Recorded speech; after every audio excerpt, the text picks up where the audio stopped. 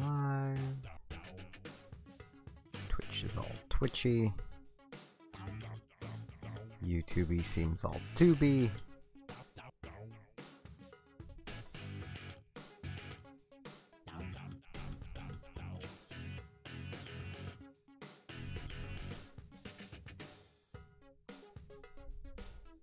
I think. There we go. Hello, Prince Cedric. And hello, Bridget. I'm gonna be assuming my up will work. Jeez. I'm gonna be starting with a tiny bit of ranked, and then I'm just gonna move off into whatever. I need to get some of some revenge for earlier. Need some of my heat back. I kinda got wrecked.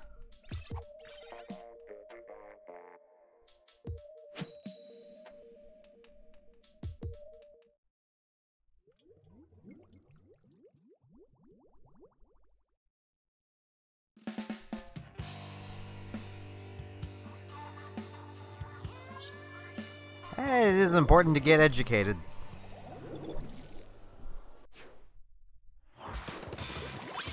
I feel I speak from a bit of a, you know, high place on that.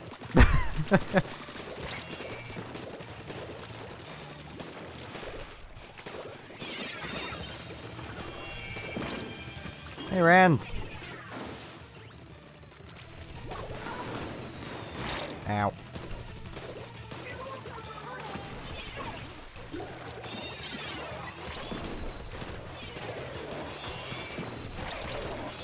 Oh, jeez. Thank you, teammates, for saving my butt. I apologize, I was not able to do the same, teammate.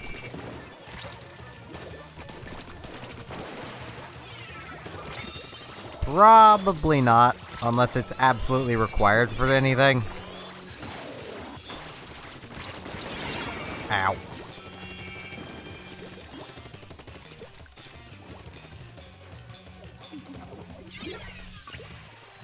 I mean, I really just don't have the money for a new console, so I mean...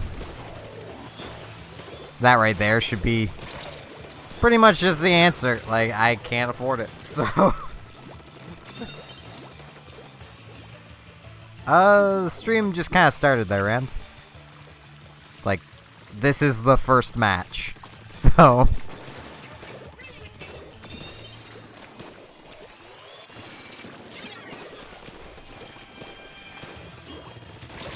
Ow.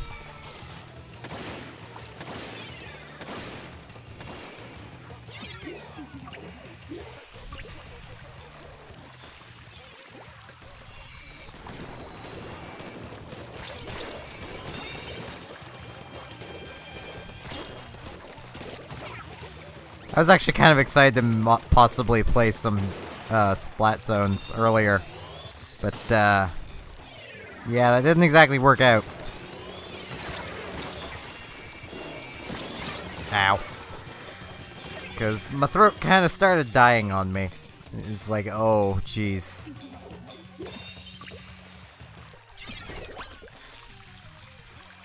I have negative $11 right now, so... no joke. That is just the amount of money I have.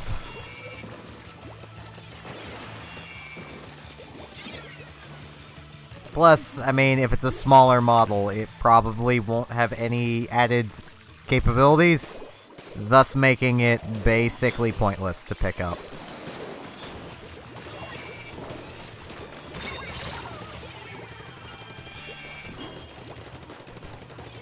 For any, you know, already existing Switch owners.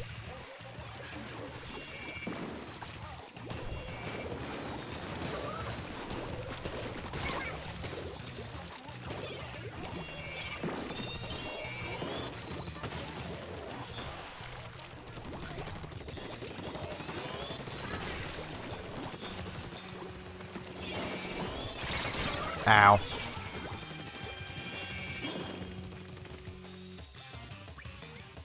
I'm not in the US. I'm in Canada.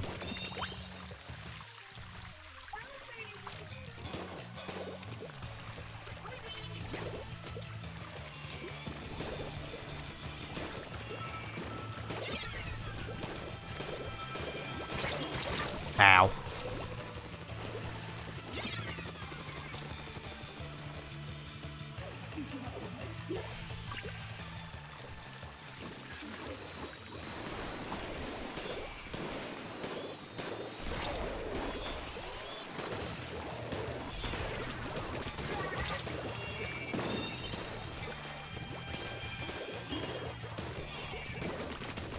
Fair enough.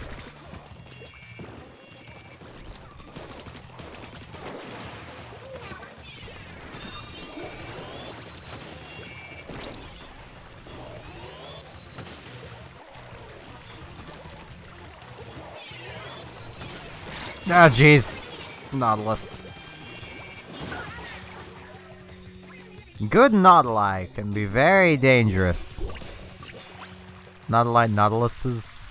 I think Nautili sounds better. Because it sounds like what they do to you. They make you not alive. Ow. Didn't even realize that was there.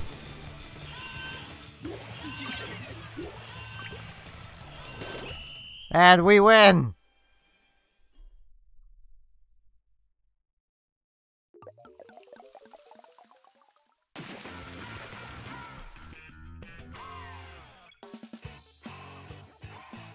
I think I'll do like one more Rainmaker. And then probably like hop into Turf or something. Hey, Red.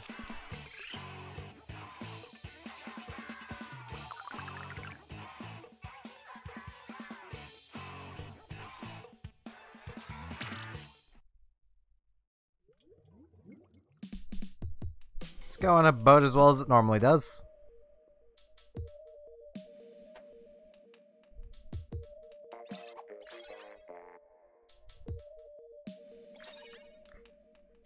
I am dreading Schellendorf, because I mentioned I was only going to do one more, and I know it's going to be Schellendorf. I just know it. I know it. Schellendorf. No! Okay.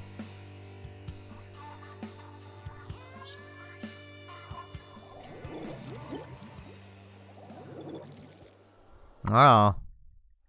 That doesn't sound legit.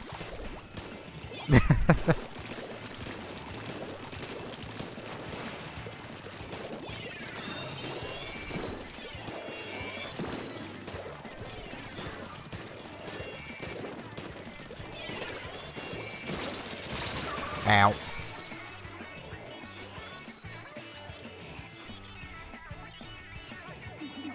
Wow, is this just gonna, like, just end? Like, just straight up? Yeah, it is. Okay. So I guess I'm just moving off to Turf now. I expected that to be a loss given earlier. Legitimately earlier, I would get win, loss, win, loss, win, loss. Just every time.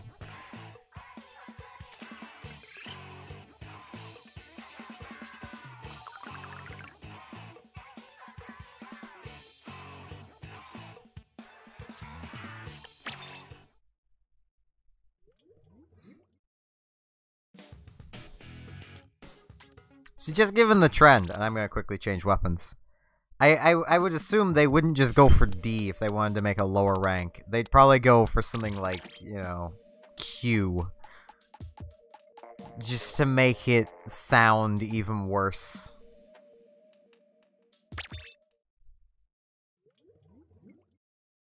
Just Q rank.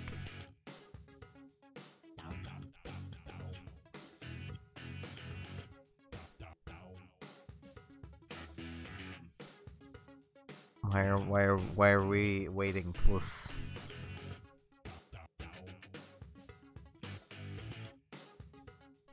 I'm gonna try Slosh.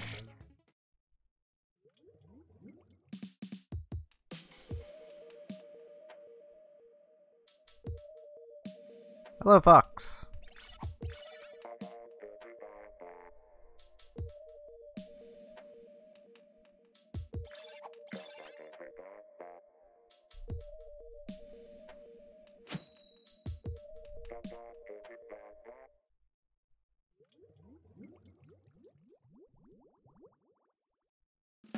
I remember bedtimes. Mine would have been, like, a long time ago.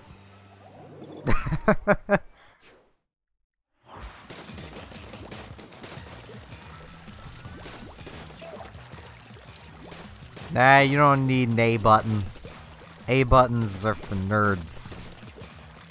Oh jeez, I'm getting stuck on things.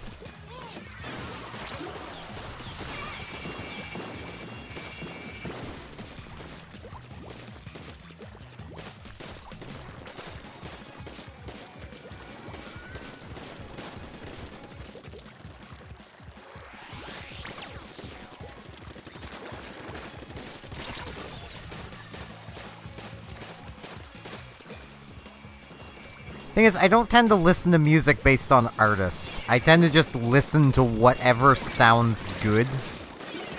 Which is partially why I tend to stick to, more like video game remixes. I mean, you need an F button, otherwise you can't pay respects. Ow.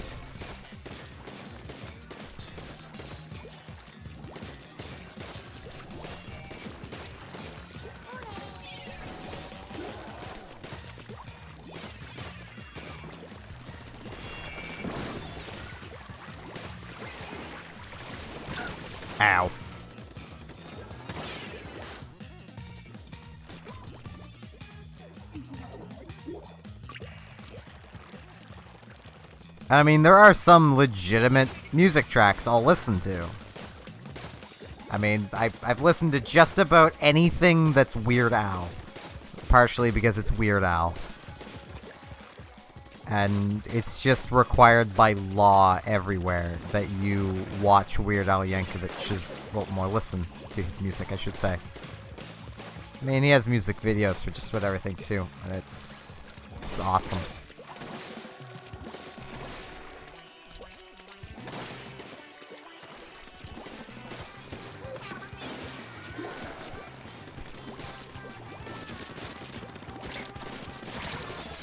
Ow.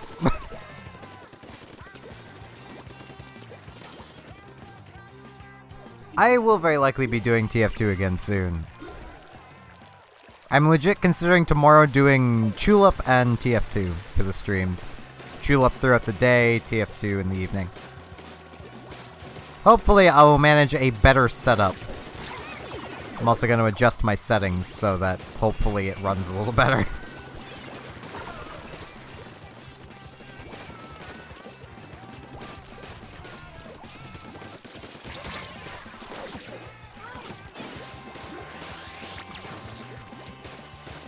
I mean, you'll be able to rewatch it. There's at least that. I could always flip the order if you wish, Rand. I mean, I'm not set on the order. So...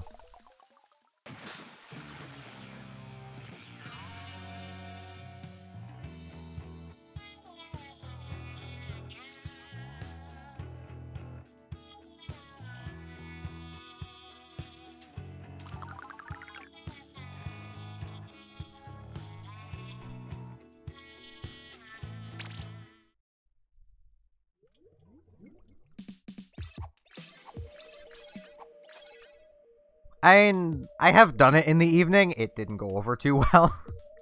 Literally, the first stream of Tulip was an evening stream, and I averaged 2 viewers. Which honestly had me going, maybe I won't, but no, I just like Tulip too much. Which makes me kind of sad, because, like,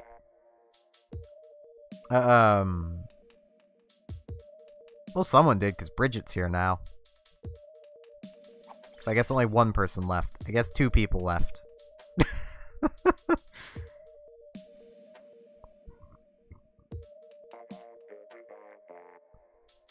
But, like, the first stream, I got through most of the kisses for around Chu's house. I got Leo. Leo's kiss is one of the earliest above-ground residents you can get a kiss from. But it's also one of the most convoluted and just out-there kisses. Like, I would if I am remembering right, that did happen in the first stream. And I would suggest everyone go back and watch it. I am going to be making a new playlist on YouTube for them all. I have my old playthrough that I got most of the way through the game and then stopped. And then my save corrupted and I couldn't go back to it. So, yeah. Or else I would have just finished that one. Also, I have no idea why it is still just sitting here.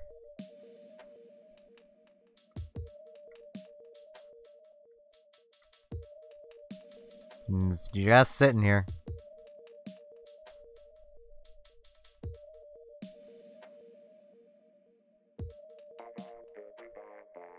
I'm not the best at keeping up at making playlists.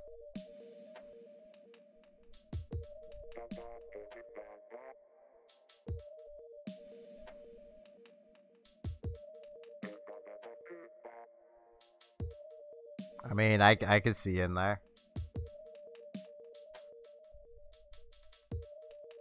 I don't know why this isn't going. It's...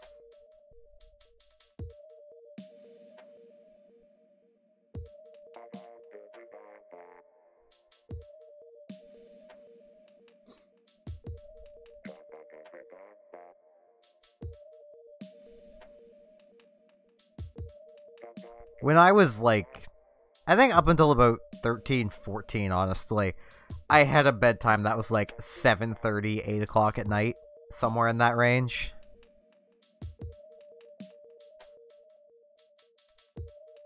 I can see everybody in the chat. It's probably something YouTube's doing.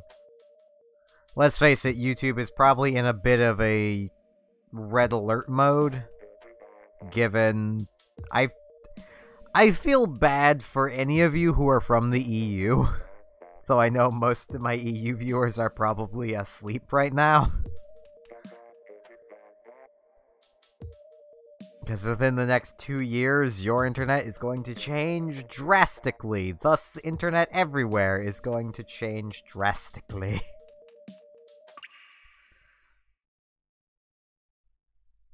Not enough players joined the battle, huh? You sure about that, game? We were sitting there for like 3 minutes on a full lobby. It was fearful of my bucket.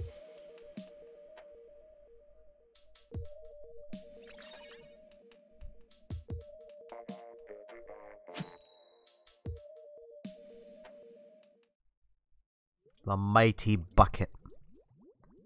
Also, I want to note, this is completely off topic. I caused an argument on a Yu-Gi-Oh video earlier, and I'm kind of proud. Especially because it kind of proved the point that I was saying in my comment even more, that this caused an argument.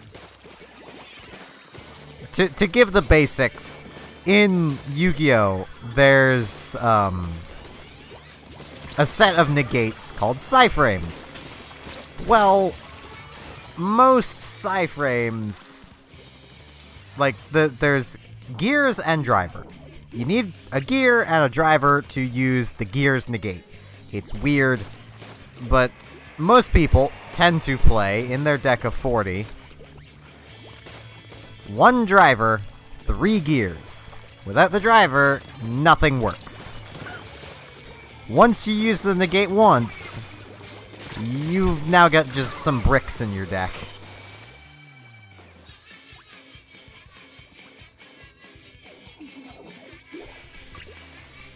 And I basically made a comment saying I don't understand why people would play that kind of an engine where they're guaranteed to have dead cards in their deck after using a combo, basically. And it literally spawned an argument between other kind of nublet Yu-Gi-Oh players like myself and the competitive players. The competitive ones are like, no, you just always run 3 and 1. That's how it works. Don't question it. And then there's a bunch of more nublets like me that are like, yeah, why don't people run more drivers for their gears? You need drivers for these things. Else how are they gonna get from point A to point B? It's like a car, you need a driver. But they're like, no, we only need one. This is a designated driver. That was a failure of a bomb.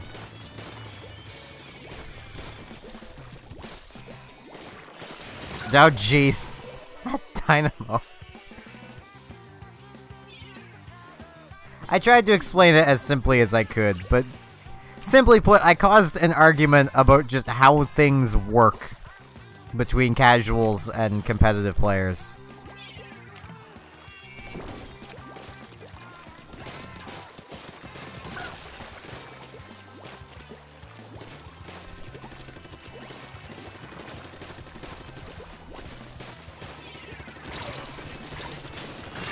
Ow.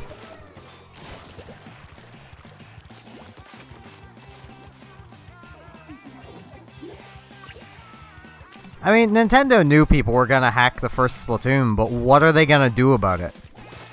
They're not going to employ people to just sit around and keep an eye on the first Splatoon. They're not making any more money off of that. Why would they bother? As a business, why would they bother?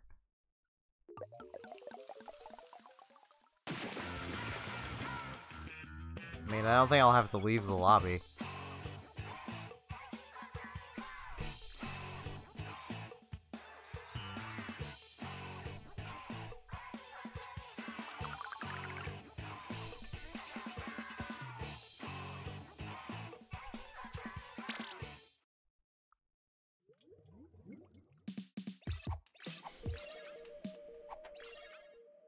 Alright, there was one spot opened. If I would have left, then Rand would have been kicked back out to the curb. That's why I tend to, tend to, just stick around for at least a room. I do not know of that book/novel. I'm not very much of a book person. I like reading, don't get me wrong, but I read very few books. I am very picky. I write, but...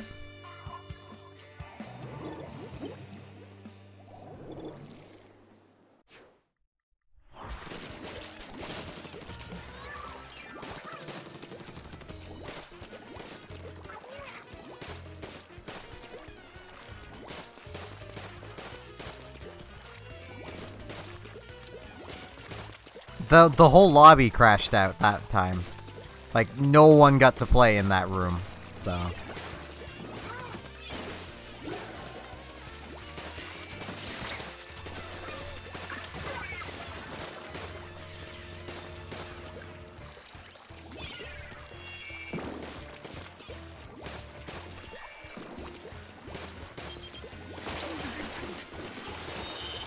Darn it!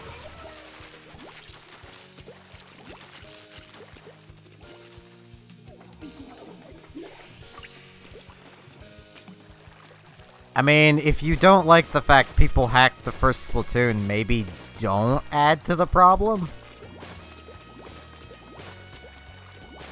I mean, I didn't see a single hacker during my stream, so... At least no one I would consider hacking. I honestly don't think it's as widespread as people make it out to be.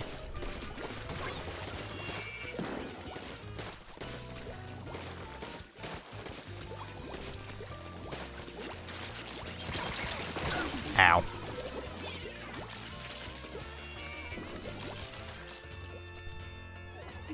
I mean, it's definitely gonna take a lot of work to hack the game. It's definitely not that simple. So... I imagine it takes a bit of a homebrewed Wii U, and... a bunch of different stuff. Why are people super jumping? It's just turf war. Ow.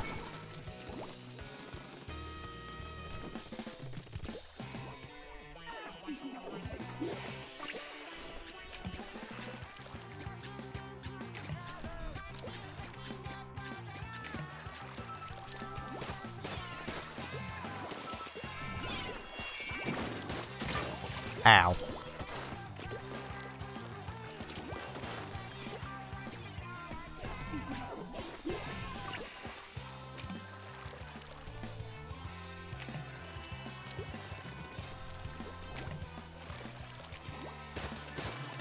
I still really wish getting the hero weapons was less soul-crushing.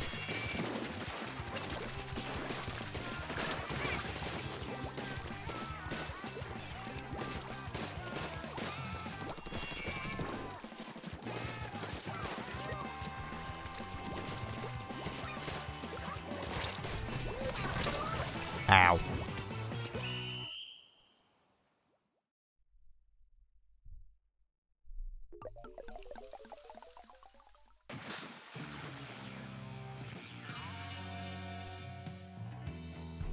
Well, I'm not saying it's hard, it's just soul-crushing in the way of, like, you have to play through every stage, like, 9 times.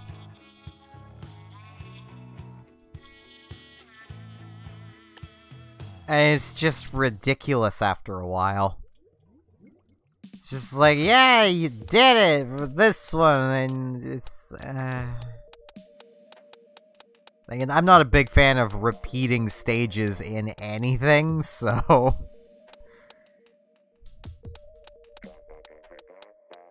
The concept, yes. If you're referring to, like, a group-named logic, no. No, I haven't.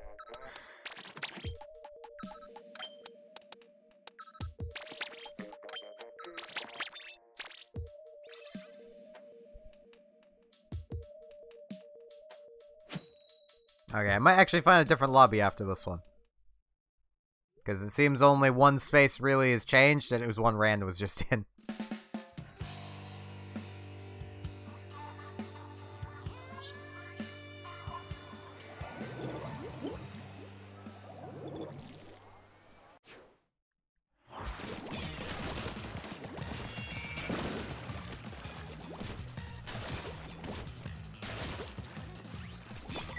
Let's leave that there, and flubble some ink that way.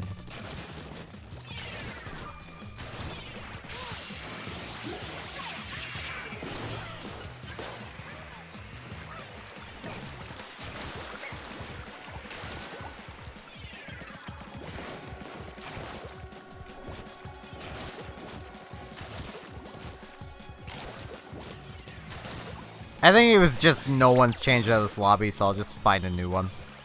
Because apparently everyone here is pretty set, so... Like, the people that are in the lobby already. Oh jeez, I'm out of ink. Away with you! Because like I said, the only person that really changed was Rand left. And then Fox is in here now. So...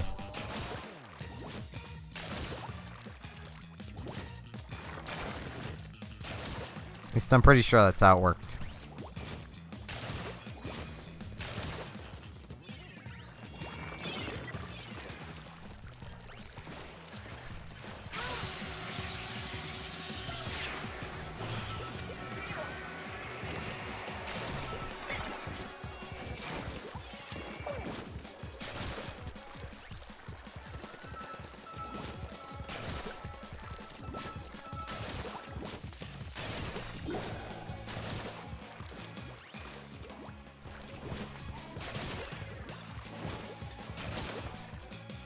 Okay.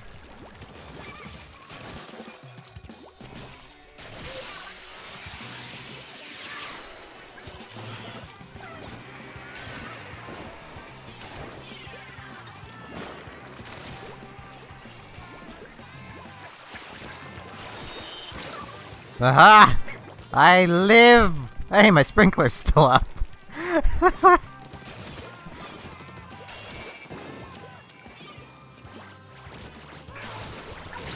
Ow. Now my sprinkler's down. Thing is, I've had, like, the fans in mine go to what I would consider max, and after a while they slowed down again. It seems almost like it's doing it as more of a test.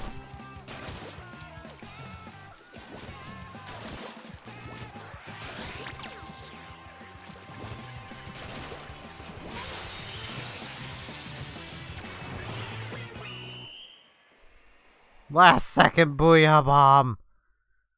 Didn't really change the outcome. But like I said, I'm gonna change rooms, so.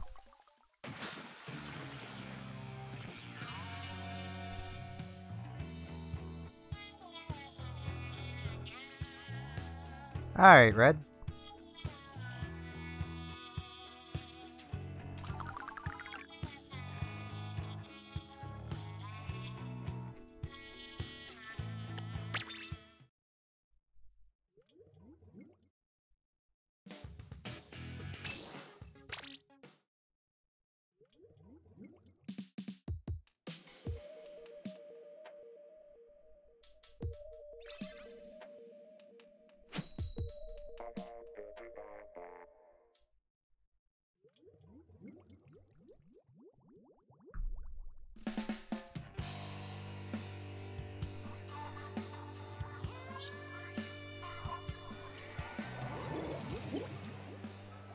Well, we got Roller Central versus Doolies with their friends.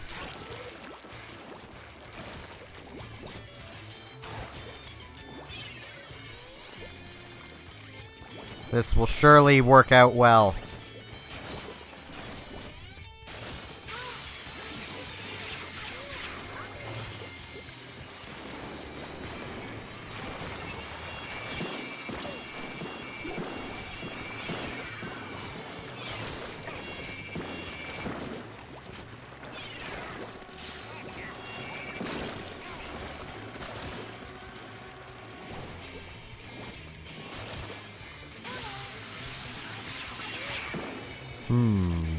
Where to throw? I think there will work. Ow. Alright, Fox.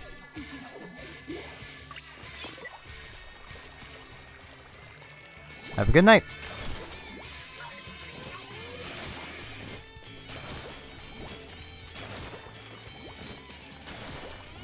It just occurred to me I forgot to say that to Red. Whoops. Oh, jeez. I'll save myself, Snipey Boy. Snipey Boy Smith.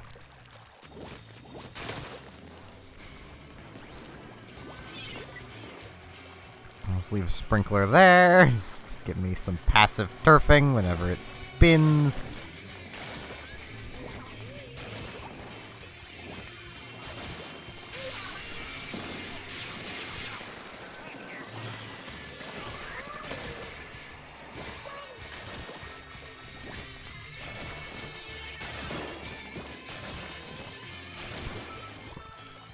Oh, excuse me.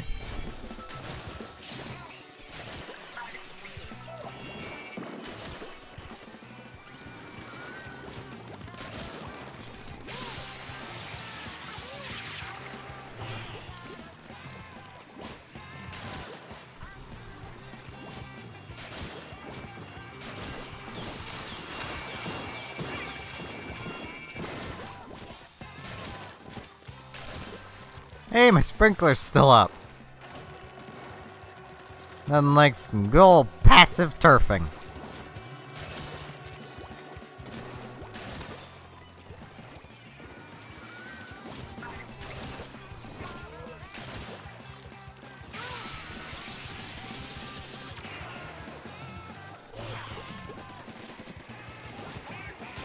Because I also tend to just stick with music I know.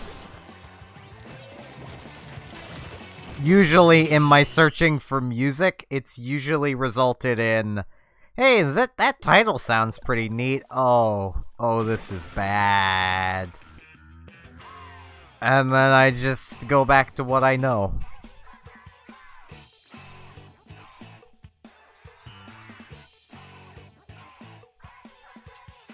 Either that or it'll be a case of, oh, well, this sounds a lot like, you know, this other thing I already listened to. I'll just listen to that more, you know. Let's go back to listening to the thing I've already listened to. I'm a pretty simple person.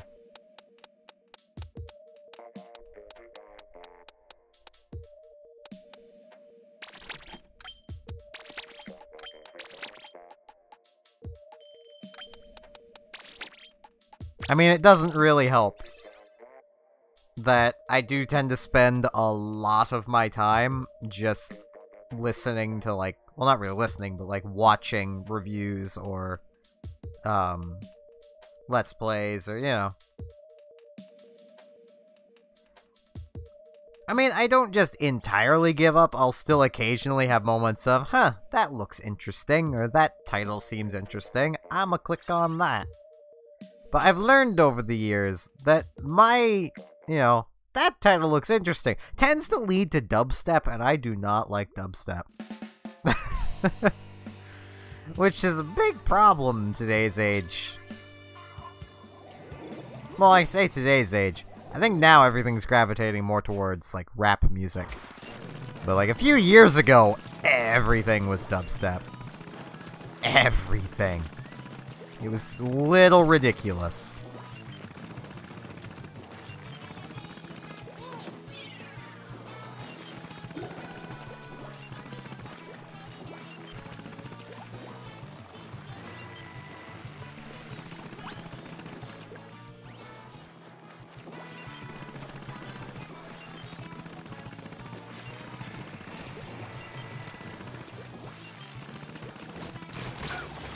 It's 2 to 4 minutes of just robotic flatulence.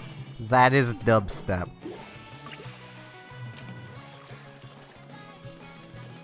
I know there is a lot of people who would disagree with that assessment, but that's all I hear anyway.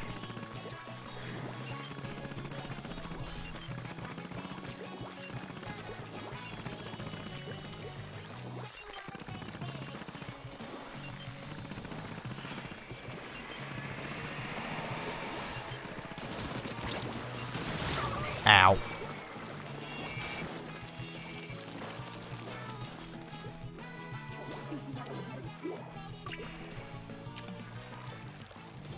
See, in a way, we kind of do the same thing, because most of the music I listen to is done by the remixer DJ The S.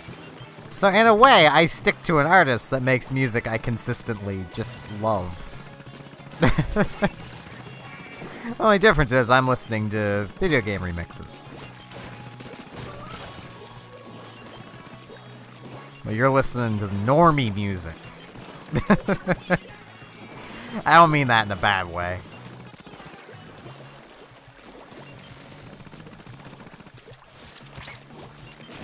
Ow.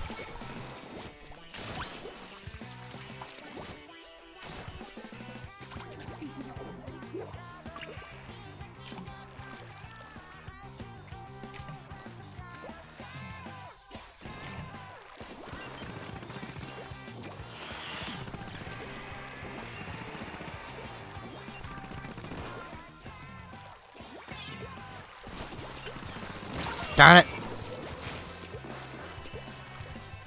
The roller distracted me.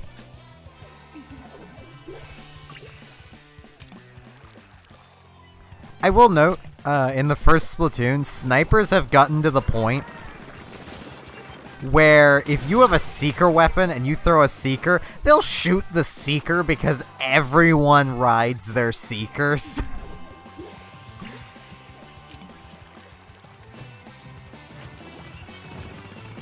I heard of them when I was younger. Never listened to them.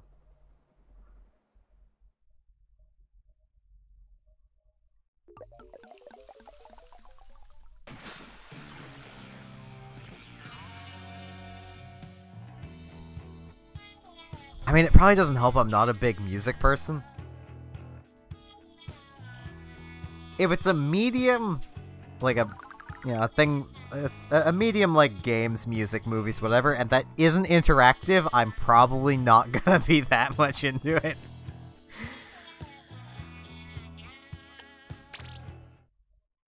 I am very much the type of person that can't sit still. To the point where, like, even when I am listening to music, I'm probably writing while I'm doing it. Which means I really love Choose Your Own Adventure books. There needs to be more of those things made. What am I doing? I'm looking for this. I'm gonna zap some ends!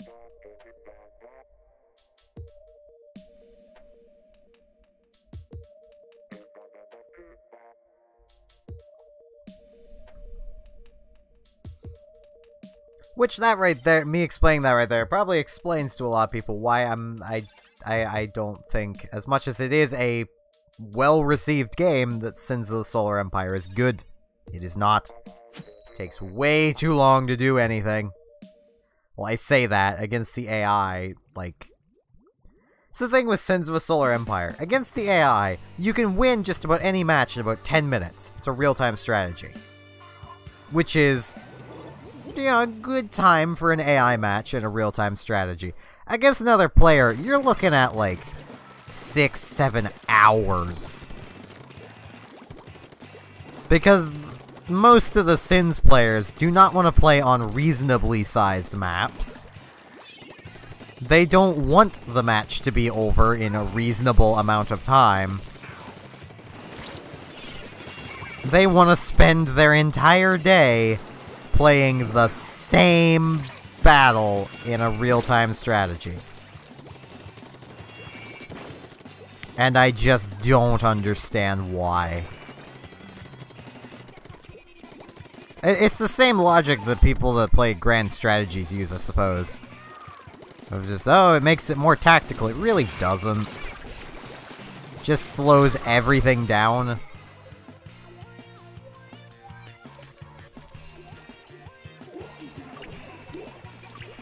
Fair enough.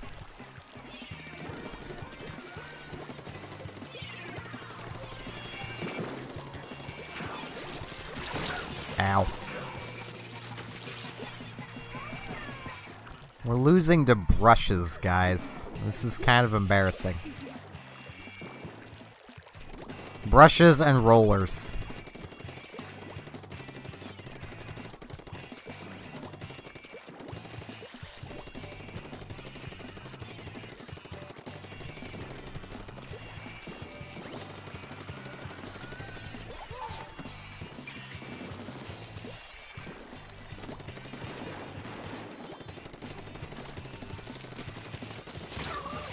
Ow.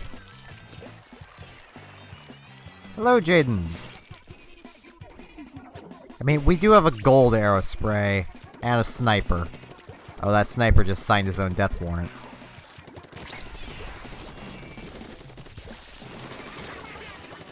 It was for your own good, sniper man. Ow.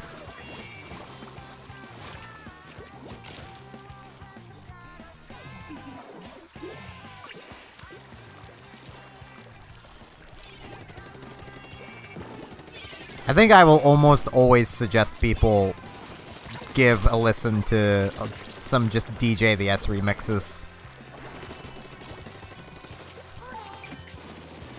He probably won't hit every time, but he generally always makes pretty good music. Even his really old stuff's pretty good.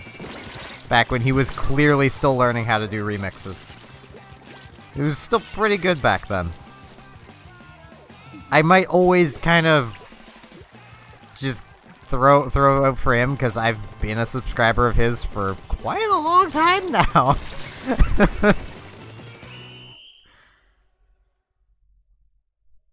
I'll see if I can find any actual artist I tend to listen to at least something from.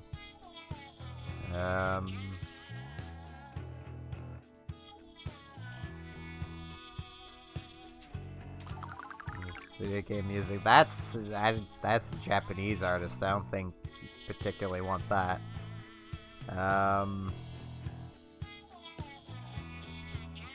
Yeah, I don't.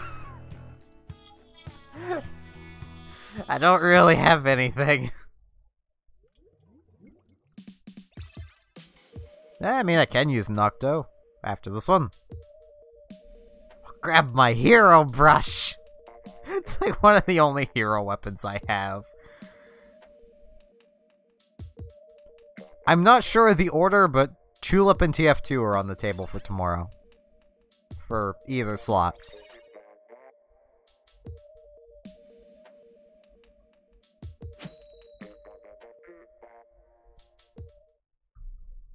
Also, I came to the conclusion that probably by the time I finish my actually get a completed Tulip series on my channel, I will be able to speedrun that bloody game. As much as I've looked at some speedruns for Tulip, and they get roadblocked by the same thing that I expected them to, and it's a kiss I will not spoil, but I will say it is entirely based on random chance.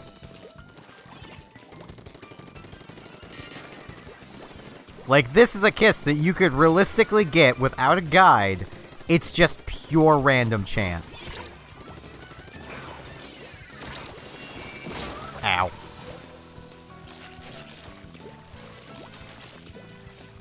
Alright, Rand, have a good night.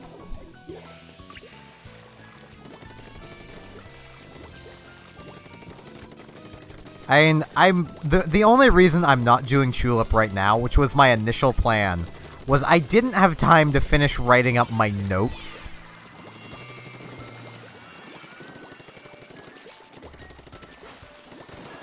That guy has a lot of super jump speed. Ow. Oh, excuse me. If he's fast enough at down A, he could probably get out of just about anything by just super jumping.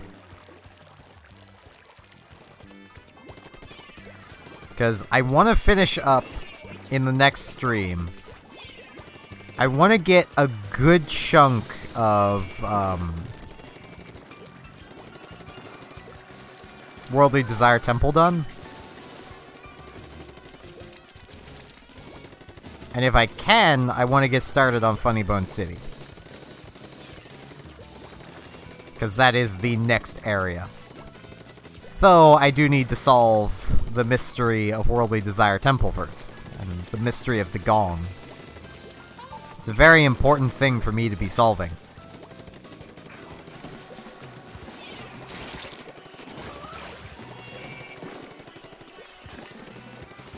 As a young boy, just in search of love.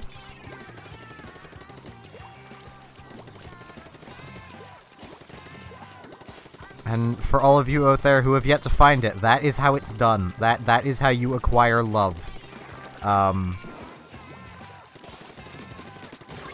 Tulip is based on a real story. Very loosely, probably. Yes, I am going to be 100% completing Tulip. I will be getting every kiss. Which, Lord have mercy on my soul for that purely random one. That has been known to cause great fits of rage from people. I'll admit, mostly speedrunners. As you could guess from something that is purely random chance.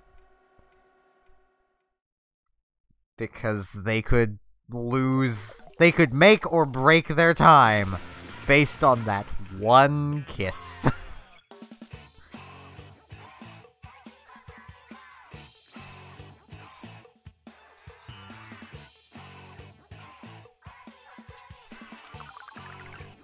I'm doing so much foreshadowing to it. Watch me get it on the first try.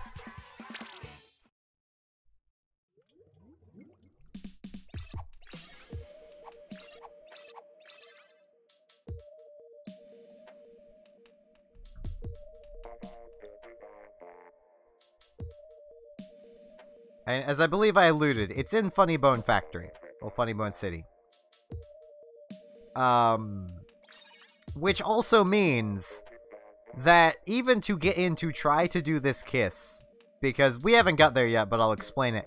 You can't just walk into Funny Bone City. It's a factory. You need to be an employee. And all of the underground residents only come out at night after the factory has closed, meaning you need to find somewhere to hide. Every night. Wait until night. and then try the kisses. And you're on a timer, because you need to get out of there before they open, too.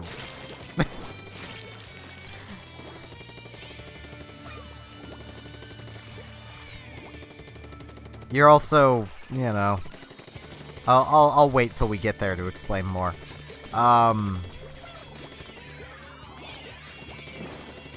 You're there for a perfectly tulip reason.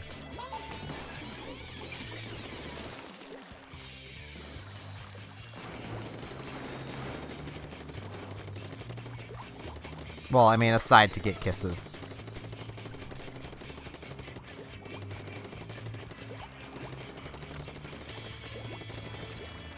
I might actually, for a few kisses, I might actually be consulting another, like, video walkthrough.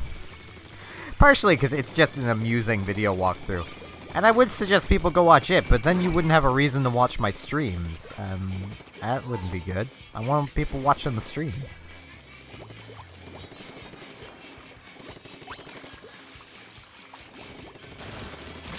Ow.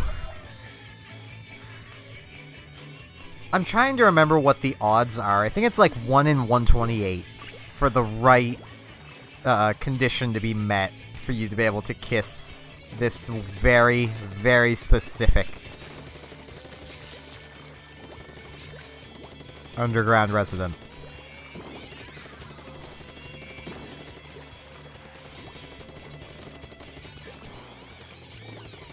And when we meet them, it will make a lot more sense.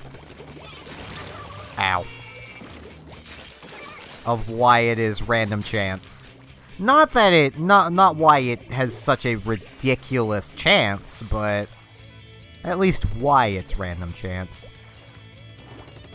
I'm hyping it up so much. It's gonna end up disappointing you all, and I know it. I shouldn't be hyping it, but it's given me so much trouble in the past. Same with Apollo.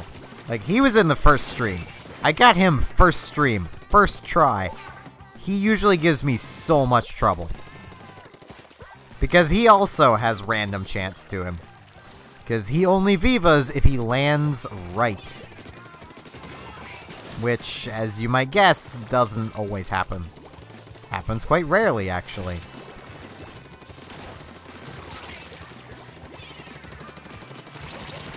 Ow.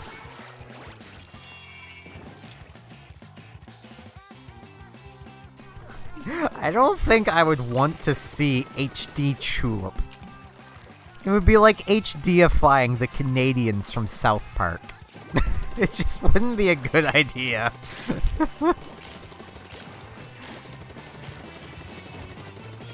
Especially that chicken in Mr. Cheap Pot's store. Oh, that thing would be pure horror.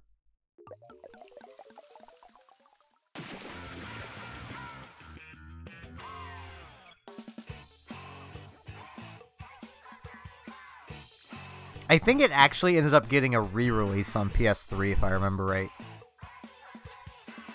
Though I could be wrong. It was kind of a, you know... It could be classified as a hidden gem these days. It would. It would definitely bring in a lot of new players. I'm just saying, I don't think people would be ready for it. And the nightmares it would probably cause. There it is. And what does this do? You know what? Yeah, I get no. That, and yeah, those shoes.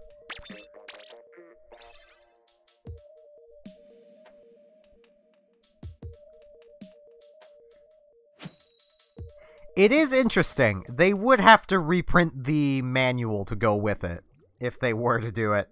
Which would also mean retranslating it, because as I believe I mentioned, it wasn't translated properly in the first place. It tells you to do some wrong things because it was mistranslated.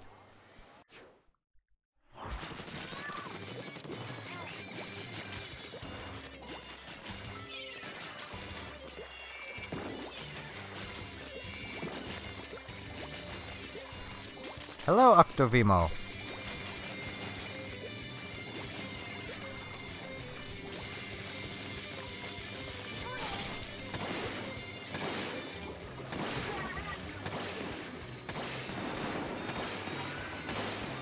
Yes! Double kill! Yeah, the translations for the manual for Tulip. It was not done properly. It took 4 years and they still messed it up.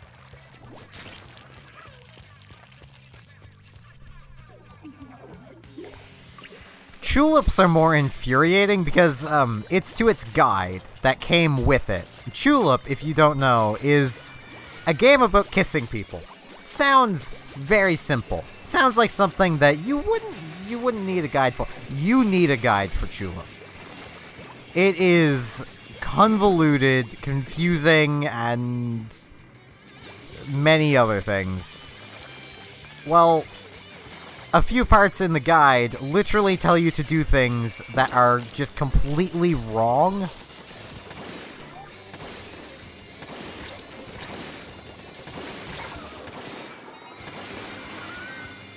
Oh, jeez. Like, I'll give a couple for instances. It tells you to gather, I believe it's a red frog, from a trash can behind one of the areas in the game. You don't need the red frog, or whatever color frog it tells you. You need the other color of frog. The more common color of frog.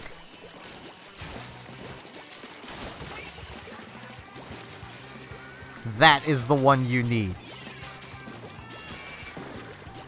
You can imagine how infuriating that could be.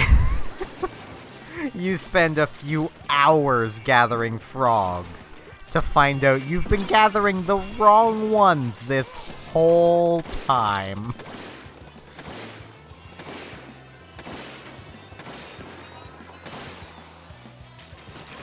Ow.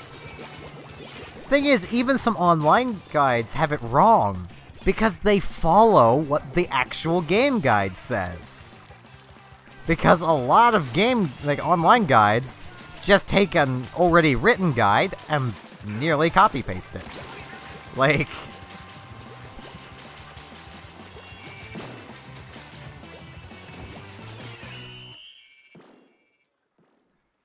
I have found, 3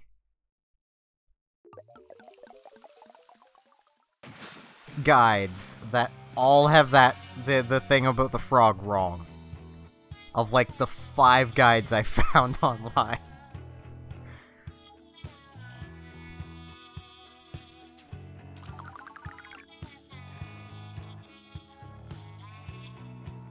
Well then. I mean, Twitter can be pretty touchy. That's why I don't really use it.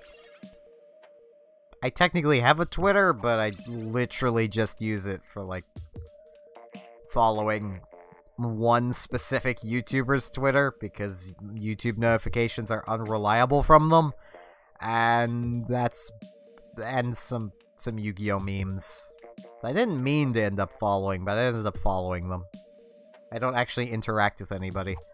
I feel like I should make a actual, official Twitter or something, but I don't know. Currently, I don't have one.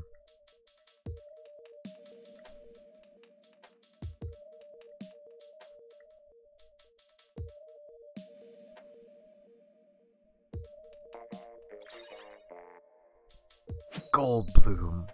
Or Goldbroom.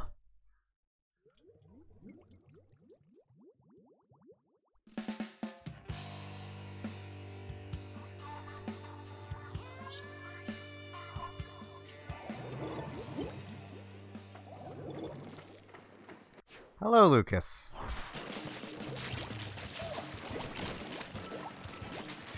Marvel's zombie-based Christmas story would beg to differ. Tiny Tim was questioning... Zombie Tiny Tim was questioning why God wasn't blessing anybody, so... And saying that God didn't bless anybody. So... I don't know about that. And no, I do not have the Pokemon Let's Go games. I cannot bring myself to justify getting them. They just look like they took everything I liked about Pokemon and threw it out the window to make it more accessible. but I'm also a competitive Pokemon player. So you could probably understand why I don't much care for it.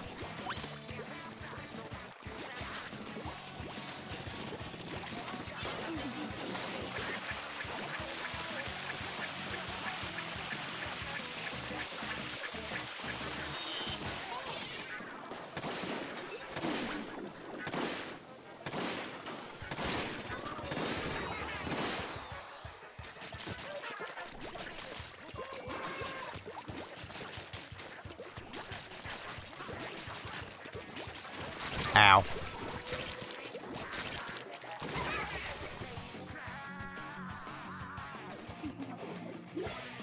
Oh, I've actually yet to finish playing the only Shantae game I own. I have Pirate's Curse. I've yet to finish it. I've started it a couple times. Might do that on stream at some point.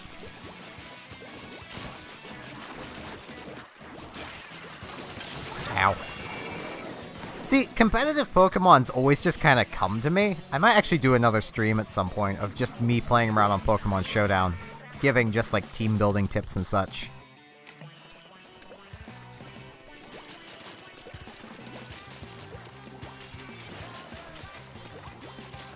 Like, I for a while spent time on Pokemon Showdown making new accounts so I could give tips to newer players, like on their team building. I felt really good helping one person who they were either just really new to even Pokemon itself, or just new to a lot of the Pokemon they were using. Their Beedrill had Poison Sting. Their Mega Beedrill had Poison Sting. It was a thing. By the end of me chatting with them, I think they understood a bit of how to at least build a Beedrill.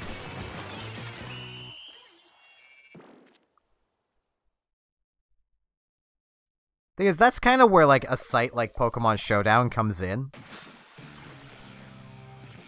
I almost want to convert this stream into Showdown. I'll do Showdown at some point soon. But, basically, it makes team building simple by following Smogon's rules for team building. As in, every Pokemon has its tier. And they're ranked mostly by usage. If a Pokemon's seeing a lot of usage, it'll be in Overused. If it's seeing no usage, it'll be in PU, which is pretty useless. Or there's many things. And there's various different tiers in between. And then, when it comes to, say, picking moves, it separates good moves and moves that the Pokemon can learn but aren't so great. Which sometimes can include moves you'll actually want to use, but it's pretty rare. These are not always good moves for that Pokemon, but it separates basically the used moves from the not used moves. So, like, you'll never see Hyper Beam in a good move category, for instance. Oh, jeez. Ow.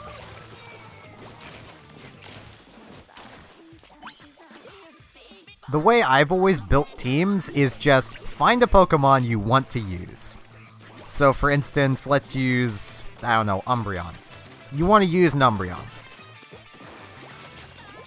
Look at what Umbreon can do, which is really whatever you want it to do.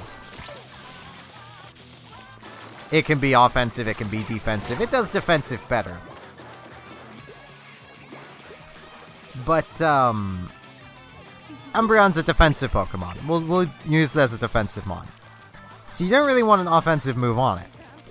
So, Toxic, Wish, Protect, and Taunt. Jolly Nature with EVs in both its defenses. With 4 in speed.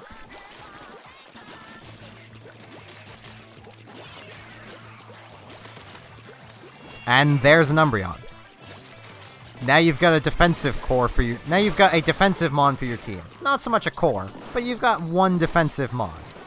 And yes, Poison Sting is a very early game move. His Hyper Voice is better on Gardevoir.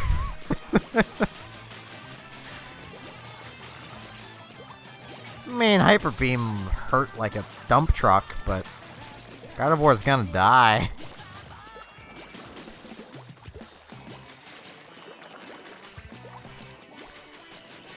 But now you've got your Umbreon.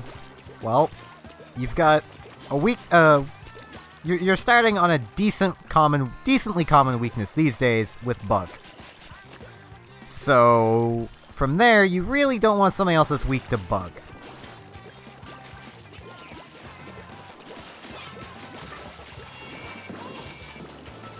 So let's grab. This would be around UU. Let's grab a Machamp. Machamps basically want to do nothing but punch your opponent in the face. I forgot item on the Umbreon. Item, leftovers. Machamps just want to punch you in the face really hard, but they're really slow. So you get two options. 4 offensive moves. We'll just, for sake of argument, say the 3 elemental punches and Brick Break. I don't know Machamp's moves that well. I think he learns close combat. So the 3 elemental punches and close combat are his offensive moves. You can then go with a Scarf to try and increase his speed, a Choice Scarf. It'll lock you into a move, but it gives you 1.5 times speed, which could be helpful, but it's a Machamp. It's not going to outspeed much anyway. Or you could go with a Choice Band, which does the same thing, but for attack. It will lock you into a move, but you'll be hitting 1.5 times harder, which can be really good. Or you can go with an Assault Vest and max out on the special defense, and turn him into a specially defensive wall that hits really hard. Right there, you just kind of have to pick what you want him doing more.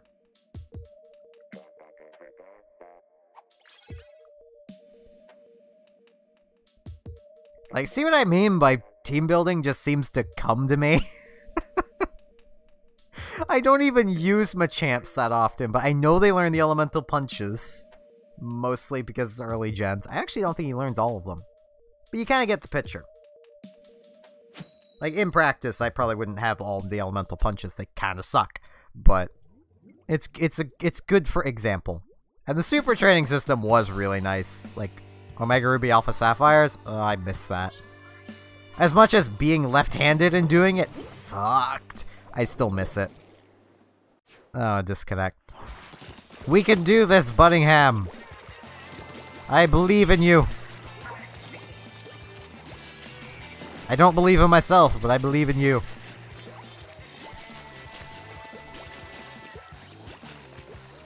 But like, I've been playing competitive Pokemon to the point where I've literally been part of multiple suspect tests in the past year on Smogon. One of which was for a Mon I actually used quite a bit when it was in UU. Ow. Which was Gliscor. Oh, I've been playing since, like, Pokemon Yellow. That might be also a big difference. I had Pokemon Yellow as my first game. Not the first one I completed. My mother more completed Pokemon Yellow. And then I played through Silver a bit, but then the game battery died, and I never got to actually finish the game. And then I got Emerald, and that was the first game I actually finished. Pokemon Blue. Best strategy? Get Blastoise. Strategy finished. You just kind of win now.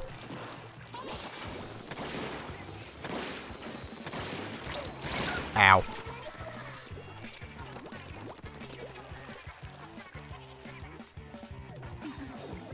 Fair enough.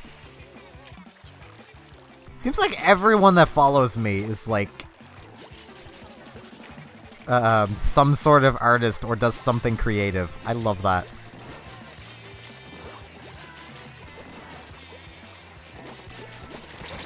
I mean, I'm sure there's a few of you that don't, but the bonus with like Blastoise is all of the HM moves you need to know to progress can be covered by a Blastoise and a Parasect, and you're not gimping the Blastoise that much. At least in, like, original blue. Parasect is there for cut. Well, it's not even Parasect, it's Paras. I've literally done a run of Pokemon Blue using nothing but Blastoise, and a Paras for the HMs that Blastoise couldn't cover. I had a Blastoise before Surge. He did not stand a chance.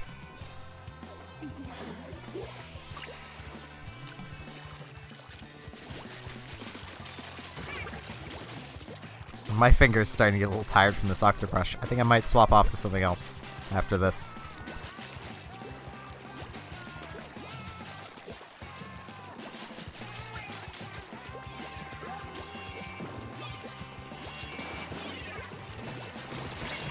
Ow. Using just a single Pokemon, you'll be nearly level 30 by the time you get to the third town. So, basically just things outside of the third town. Well, the third gym town, I should say. We did our best, considering what we were up against, Buddingham. They had a player up on us. A sniper who had Leet for his score, so you know he was good.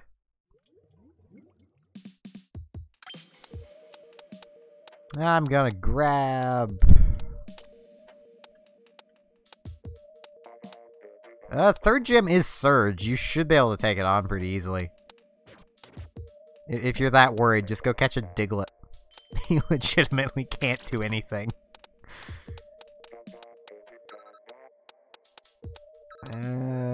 Splatter Shot. This is not really a good kit for a Splatter Shot, but oh well. At least if I'm remembering right, Surge is third. Lieutenant Surge, the man who served in the army, and his Pokemon saved him from many a scuffle, meaning humans and Pokemon fought with each other rather recently at the time of that game.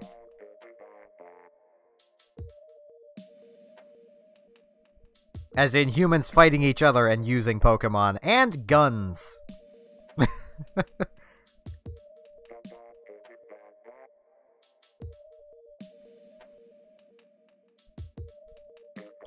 See, I play competitive Pokemon on Pokemon Showdown, so... There's always been some stall, but not much. Like, in you'll always find the one team running a Toxic Stall Umbreon. I'm probably one of the people doing it. But that's just me trying to encourage good team building. If you can't find a Poison or Steel type in all of the Pokemon that exist that you like and can fit onto your team, then you kind of deserve to lose to a Toxic Stalling Umbreon at that point. As much as most people just rage quit the moment they see it. It's just like, oh, you're Toxic Stalling? Rage quit. The only place I refuse to Toxic Stall, and I give people crap for doing it there too, is in Monotype. Because there isn't a Poison or Steel type for every typing. And there definitely isn't one that's allowed in Monotype. I'm probably going to get them and play them, but I won't be able to play them for the channel. Because it is... Wait, no, they'll be on the Switch. I was supposed to say, it's literally impossible to capture the handhelds. But yeah, I'll be playing them. I legit forgot it was on the Switch for a second. I just really hope they don't keep a lot of the things from Let's Go. Give me back my items. Give me abilities. Give me everything. I don't want the game dumbed down. Nobody wants the game dumbed down. Except maybe Nintendo.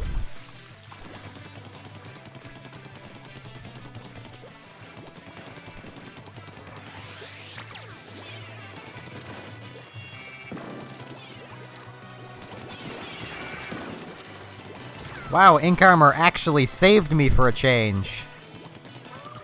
Wow.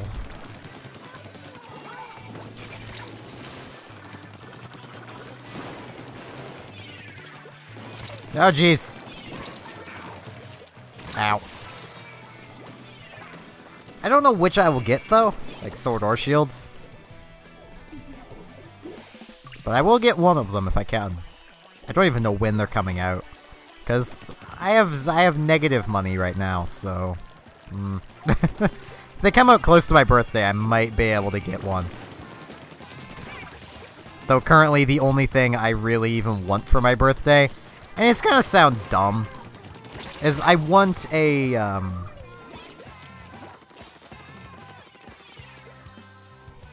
I really want a memory card for the PS2 that has already been modded so that I can just play burned discs on the PS2. Because I really want to play Champions Return to Arms, and I owned the game at one point, and I know I've told this story before, but I'm going to tell it again because I'm still baffled by it. Okay, we owned the game. One of my older brothers left for college. He decided to take the game with him because he wanted some entertainment. He had a PS2. It was fine. He was going to bring it back when he was, you know, done college or whatnot. That was fine. I wasn't perfectly okay with it, but, you know, he more took it as a way of getting back at my old man, who was a complete jerk, to put it lightly, and was obsessed with that game. Come time for him to come home, as he has failed out of college, because he was partying too much, and he gave the game to my old man to bring back. It was in the back of my old man's car. Keep in mind, he is obsessed with this game. I know it was there. I saw it there. It was never seen again past that point. This game sells for $100 to $200 to $400 these days. Like, I never got to beat that game, and I loved it. 'Cause, like, how usually, like, every day would work was I'd get home from school at, like, 2:33, somewhere in that range. I was still in elementary school. We were just about to move into high school, which is 3:34 when I started getting home then. My old man got off work at 5. So I had to get home, eat, and then I could play on the PS2 for a couple hours before I had to get off of it because he was home. He was a good old man. Totally.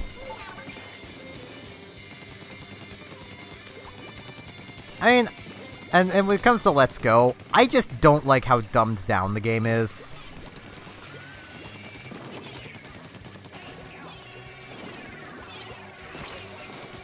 Hello, Josephine, I believe your name is. Ow. I mean, I kind of enjoy completing the Pokédex, but I want items, I want abilities. Like, they could have had that kind of system, like the Pokemon Go catching system and encounter system, but left abilities and items alone, and I think myself and most of the Pokemon competitive ability would have received the games a lot better.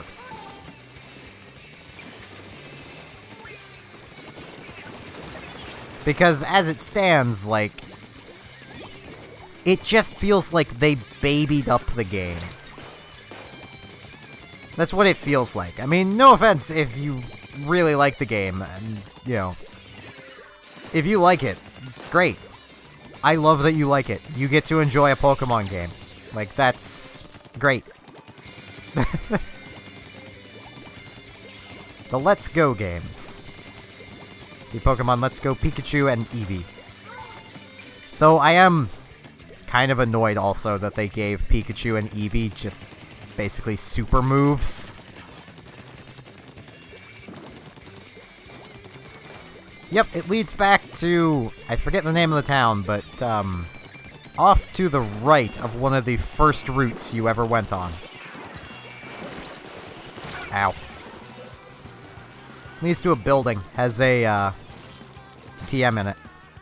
I think it's TM for dig, if I remember right. It has been a long time since I played Blue.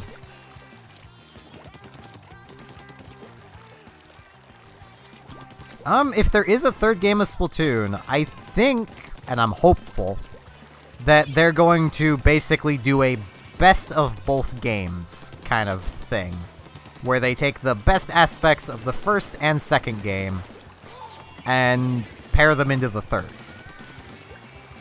Along with every map. All of them.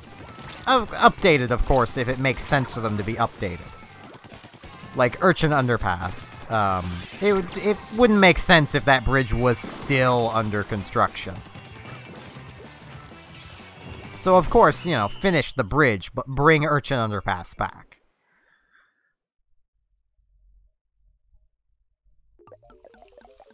Bring back Salt Spray Rig, you know.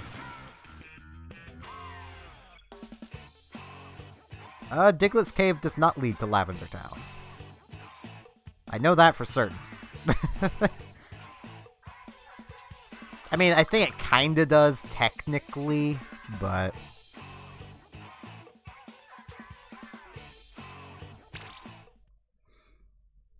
I mean, I also really want the old specials to come back, but nerfed a bit. Like, not as powerful as they were, but not, like, completely useless. And the specials from this game to be carried over and buffed to match the strength of the weakened first games with new ones. Vary kits more. Make every kit feel definitively unique as that weapon. But I'm probably asking for too much at that point.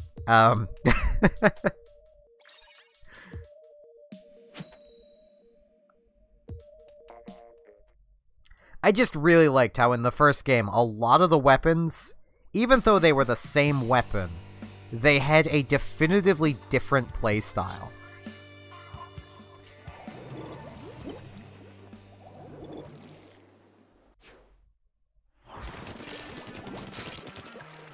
But in this game, a lot of the guns have literally the same playstyle if they're the same weapon type. They play identically. I mean, I tend to troll Krakens in the first game too, by shooting them and stopping them in their tracks as they sit there fruitlessly trying to swim forward until they turn back and die.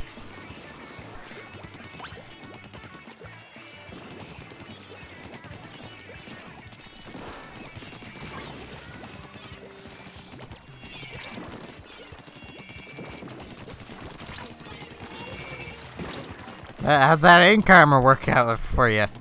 Nah, I should really stop with that. I say that, but I know people are never gonna stop telling me ink armor is good. You and me both, Jadens. Like, I would settle just for even being like an open beta tester. Which might happen if they do another, like, beta demo, if I can get whatever system it'll be on when it releases. Because I don't think they're gonna do another Splatoon until they're ready to release another console.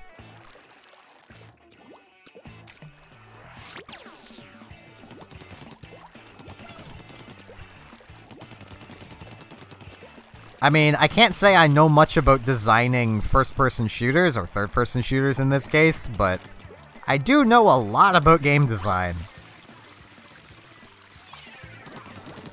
Which is why multiple times I have made the comments of, this doesn't feel good. Like, it's just like a thing that just doesn't feel good to play. Because it's just not something that fits into, you know...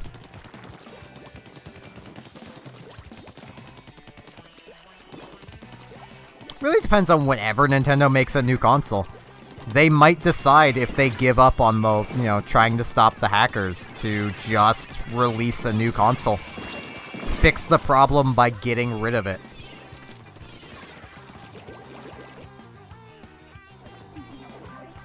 I mean, I don't think the news is a bad thing. Like, having it mandatorily show you it. Whoa, Joy-Con, Joy-Con, Joy-Con. Replace the Joy-Cons would be something I would do. No. One thing I would definitely push for, and this would also take a new console, like this would play into development of a new console. Keyboard and mouse support.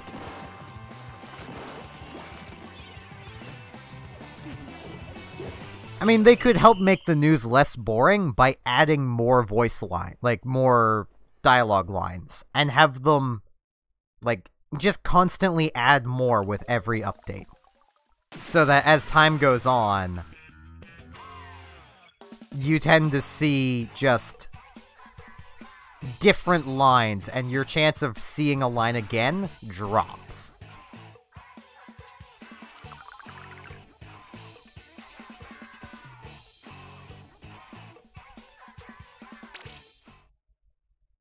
I mean, I know adding keyboard and mouse support would be very, very controversial, to say the least, because that would put PC gamers in a big advantage over pure console gamers. Because a lot of pure console gamers probably don't even own a mouse and keyboard. Especially not one that's good. Because there is a decent difference between a good mouse and keyboard and a, you know, cheapy dollar store one. Ooh, my red Joy-Con just turned off and back on. Neat.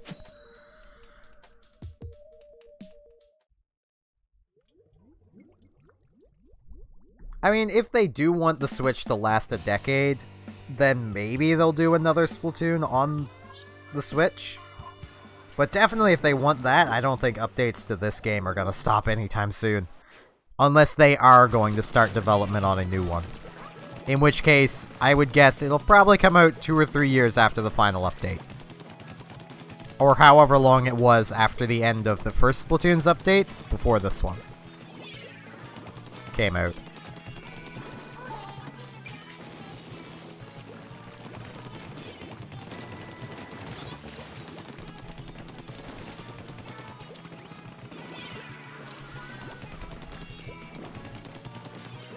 I mean, I don't keep up on Nintendo news, so...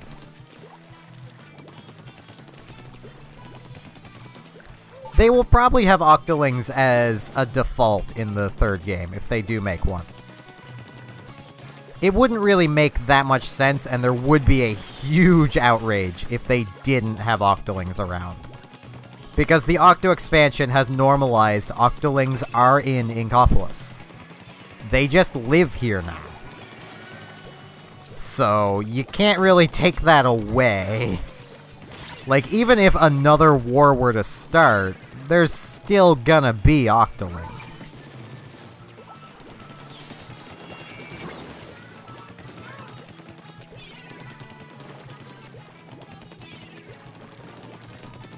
Because not all of them are gonna want to go join Octavio.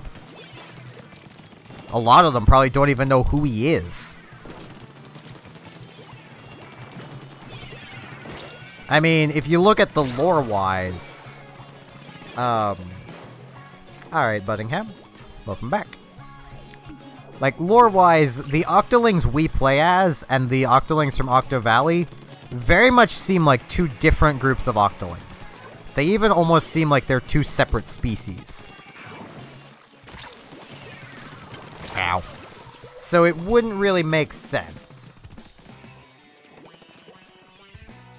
I don't think jellies would make a lot of sense. They clearly show no interest in turf war, and they have no way of producing ink themselves. Like, a cuttlefish would make sense. Cuttlefish have ink, I believe. Jellyfish don't. Jellyfish just float through life, completely unaware of their surroundings. Legit, that is how jellyfish work. They just float. From what I remember, they don't even have brains. They just float. They just float and hope food flies into them. Well, floats into them.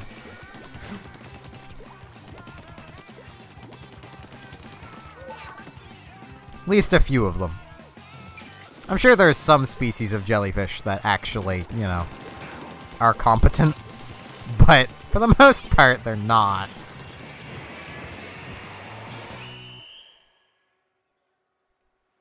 Yeah. As Buddingham put it, jellyfish don't squirt ink. Octopus, squids, I believe even cuttlefish, all do. Playable cuttlefish, however, might be an option.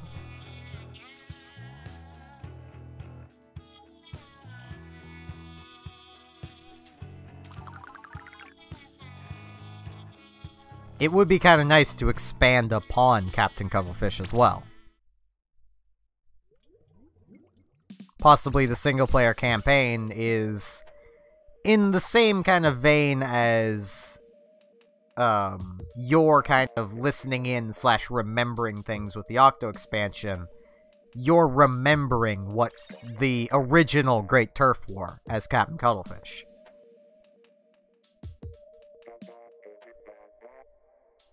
I wouldn't be surprised, if I'm honest. No original concept from Nintendo would ever shock me. Because if you break down all of their IPs, they're all so dumb sounding. Alright, Josephine.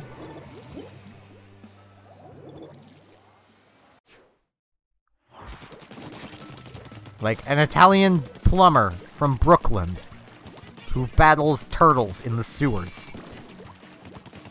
That is the premise of Mario.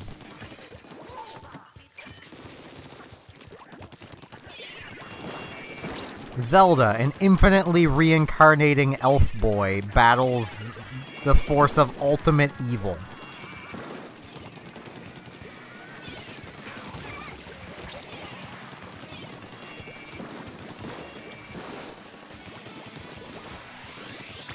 Pikmin, tiny people are greedy.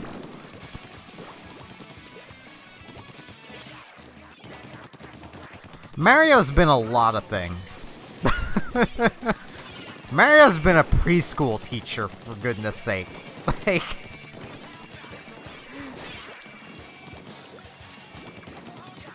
Well, I suppose he was more the owner of the preschool, because it was his preschool.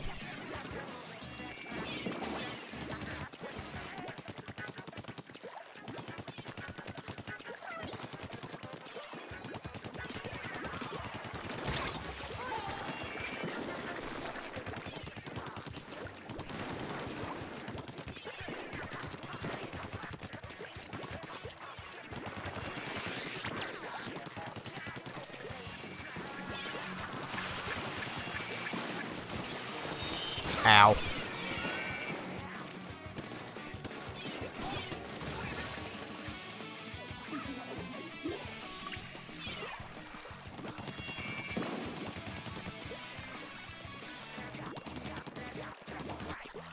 Yeah, they both do.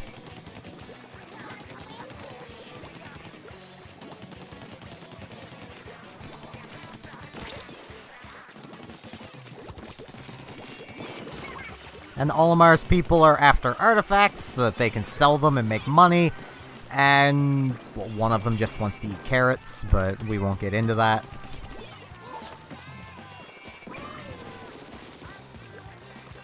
I mean, the poor guy, Louis just wants to... Ow. Louis just wants to eat carrots. That's all he wants to do. He just wants to eat carrots, but no one will let him eat carrots. That's all Louis wants. Just let the man have his carrots.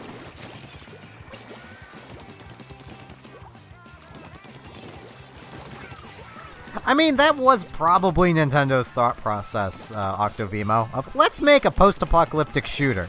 But we're Nintendo. What if it's cute little squid kids? After the fall of humanity? Yeah, sure, that's fine. That's pretty Nintendo. Well, they're not even plant people. They are legit just living plants that breed by eating.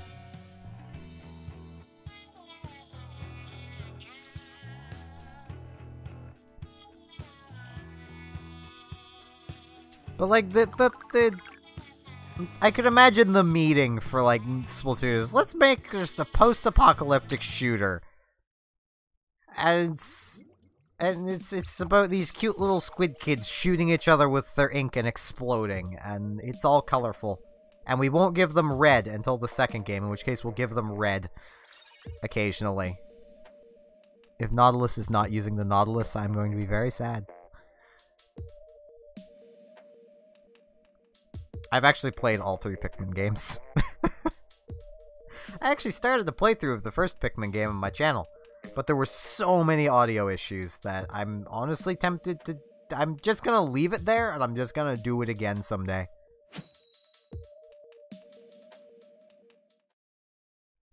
Like, there are audio issues I didn't catch, which is the annoying part.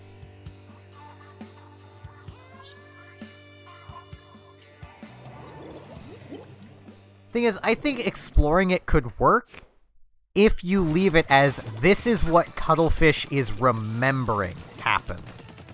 So you're getting, more or less at that point, you're getting what Cuttlefish, the crazy old guy, remembers. So it's not actually what happened, it's what he thinks happened. Which could delve into some PTSD. But, I mean, this is Nintendo. They've done crazier.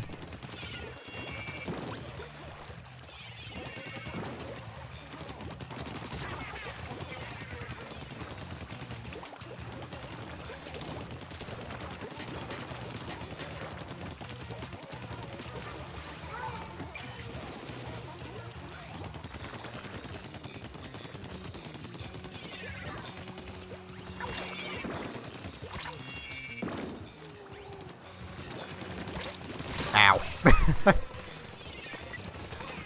But I mean, like, my main thing with, like, suggesting that is I don't know what they would do for a single-player campaign for another game. Because almost nothing they could do is going to live up to the feel that the first game's campaign had. That Octavio fight. Like, that felt like a real war with Octavio. The second game, it felt very gimmicky, silly, and just very Nintendo, would be the best way to put it. Like, don't get me wrong, it was a rather, you know, kind of epic moment of the Squid Sisters reuniting. But, at the same time, I don't know.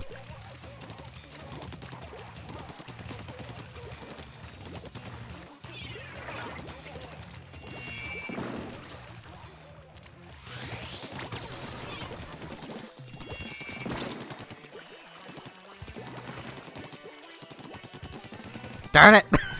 Fell off. You win this round, Buddingham.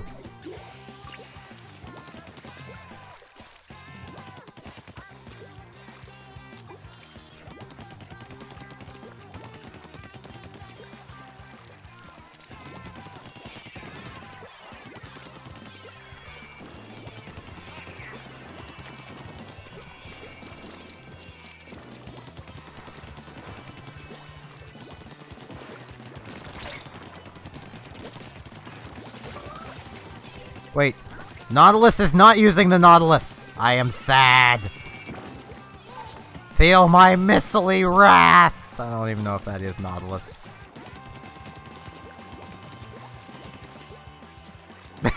Nice.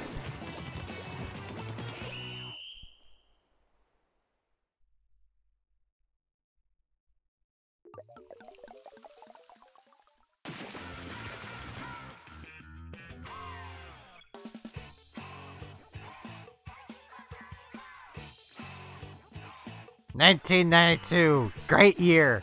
I wasn't born yet.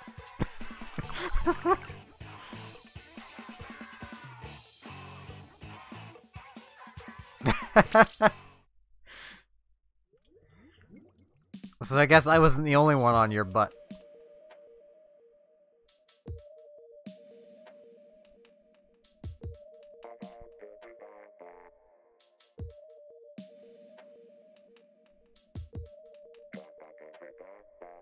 Like, possibly if they were to do another game, they could do another Octavio Uprising. But at that point, it just feels like they're reaching really hard.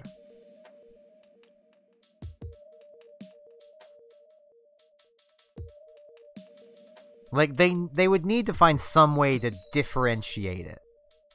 I mean, possibly they could bring the phone back, but he was pretty soundly defeated, I think, by Pearl booyahing him into next year. Like... I mean, at least it's a female character. I mean, I don't want to say much on it, because I don't want to piss off the LGBT plus community. As much as technically I'm a part of it. Because, hey, news to everyone, I'm bi. News to everyone that no one really cares about, but...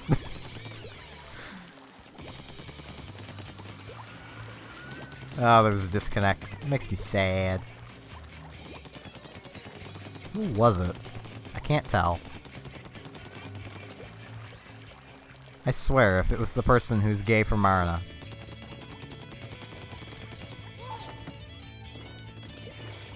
Okay, there is actual resistance going on, okay. Especially like, is everyone just partying, or can I just safely missile? Well, that person missiled, and it worked.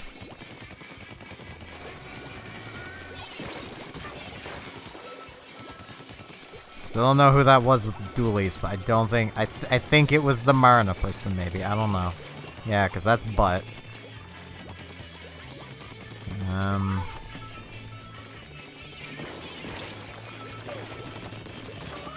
That's Mola. Yeah, it was! They disconnected!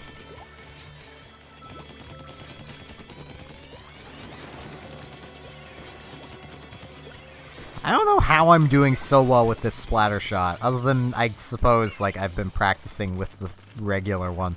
I'm just gonna back off, because I feel like I should even the odds a bit. You guys have a minute 15. Make a comeback. I can't promise I will not spew missiles if I build them up. Well, I suppose we also have someone that appears to be just standing on spawn. Oh no, there they go. Okay.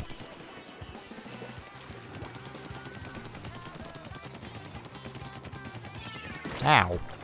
That's not very nice. I'm being nice. Stop throwing things at me. I'll throw things back. Have another thing. Another one. A teammate. He also went after you. So you get.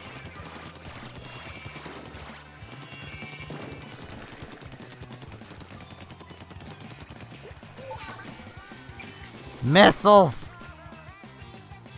It's for throwing things at me. I throw them back with missile launchers. Your team is getting kind of spawn camped over there. Oh, there's missiles coming. Oh, I need to make a bit of room. Oh, oh jeez. I just killed a teammate by accident.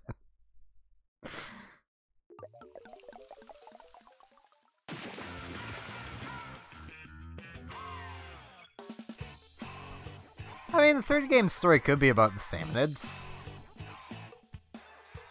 Could work. Doing like a single player campaign that's a lot of just delving into Grizzco and the like. Could be neat.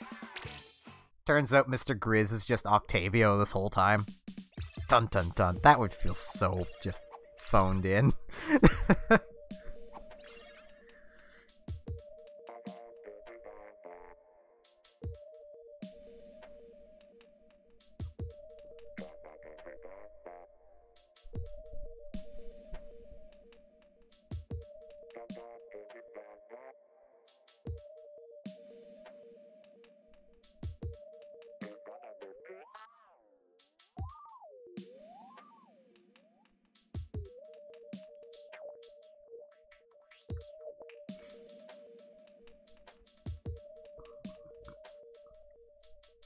I do find it a bit funny how the story is something that I was kind of just...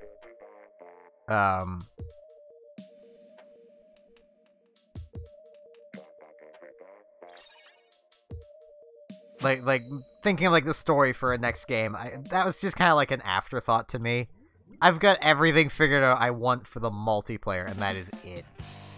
And I feel bad about that, because the first game's single player was awesome.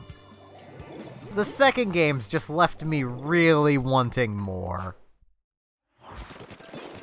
And that's kind of what's it's just been like, okay. I mean, the Octo expansion was nice. It had some nice moments. It still didn't have the same sort of feel the first game did. I think partially because, well, sure, it had the really, like, hard-fought, long final battle against the big bad, but it took too long before you got to fighting the big bad. And the option to skip a stage was very disheartening. It's like, oh, are you having trouble? Here, we'll give you a free skip. You want to skip stages, right? Like, I kind of hate that when games do that. It doesn't... Once again, it doesn't feel good as the player to have that come up. It definitely doesn't inspire confidence from the player. It's like, well, even the game thinks I suck and needs a skip. That's why no one liked the, like, super shrooms in the Mario games. Nintendo sure loves them, but the majority of the player base just kind of doesn't. It's because they just feel bad, and they make you feel bad because the game's now telling you you need this.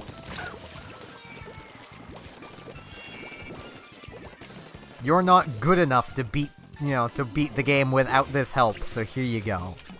Like, Same as like in Smash, oh, you lost in the classic mode? Well, here, let me reduce the intensity for you. Like, I hate that. It makes it so, like, anytime I actually, like, die in classic mode playing Smash, I just quit. I don't want the game lowering the difficulty. If I lost, I want to try again at that same difficulty. Because I lost. I want to prove I can do it. I mean, maybe that's just me, but...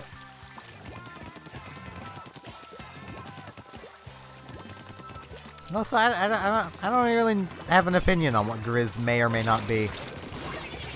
Oh, those poor people. That's the second time they've died to me.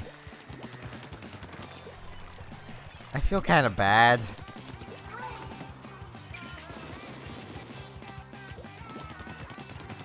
It's in the cupboard. It's a refrigerated cupboard. Hope you're okay with that, Mr. Ramsey impersonator. Named Edward.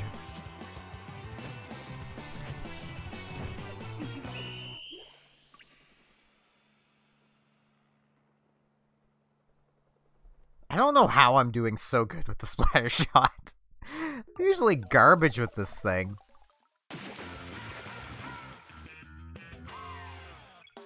I chalk it up to I've been using it in the first game. I've been using the 10 attack.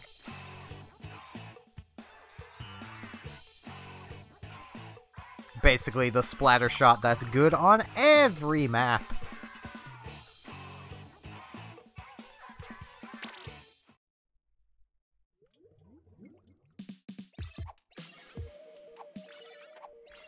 Fair enough, but it still felt bad whenever, like, you got to a challenge that was actually, like, really difficult, and the game's like, oh, well, you can skip this one.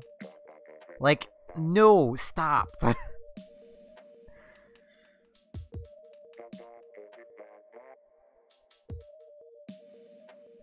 Yeah, I mean, a lot of people probably did.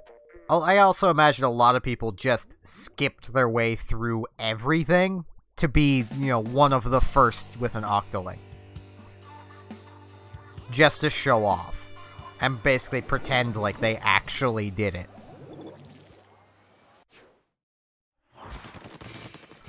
Because, let's face it, it's the internet.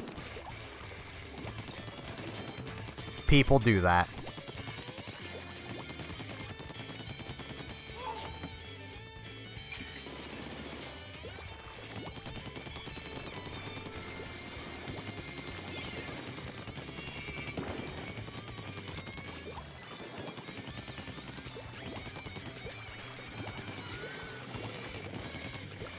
I honestly think Nintendo kind of added it for, you know, under the pretense of, well, this will help people get their Octolings faster.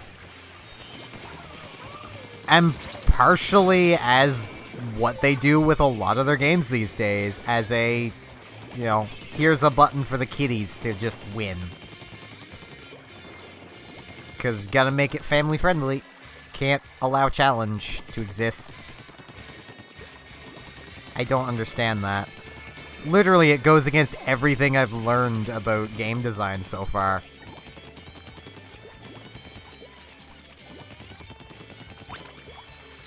Like, you never want to make your game worse in any way. Like, your goal is to make the best game possible with the resources you have.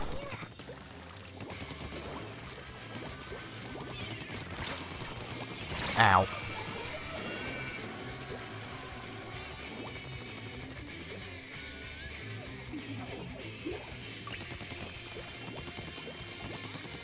And also, I told you, Edward, the lamb sauce is in the refrigerated cupboard.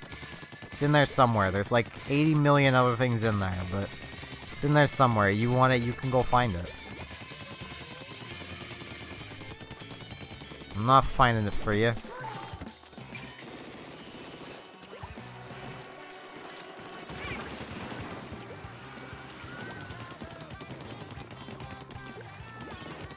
I've legitimately never had lamb before.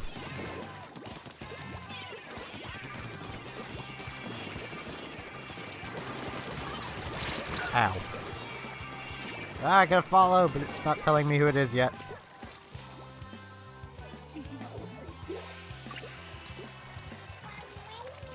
Oh, it's Edward. Thanks for following.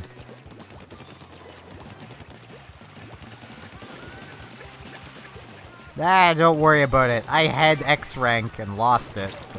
Ow. I also was almost to X rank earlier, and then my bar broke. I am not having good luck at getting to X rank in Rainmaker. Like, at all.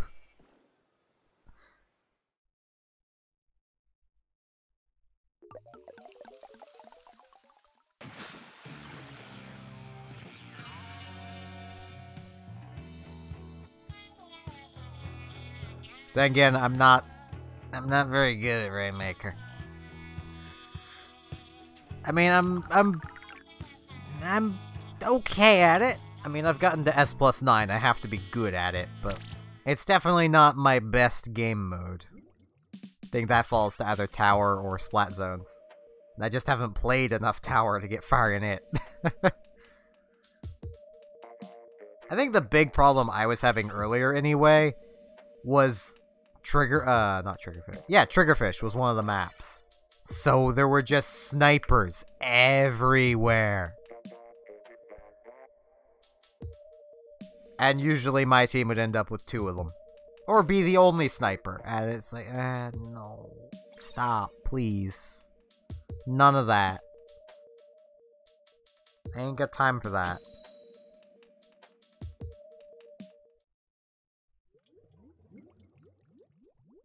Okay.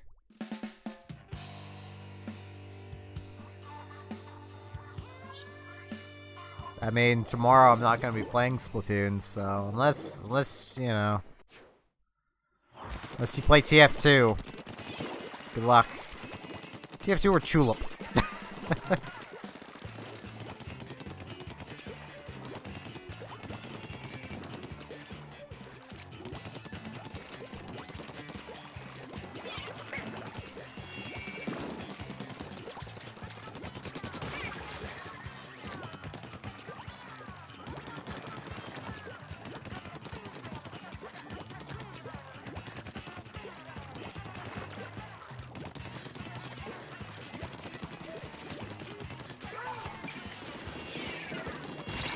I mean, it does definitely, like, a skip option definitely makes the game feel worse when you're playing and you start losing.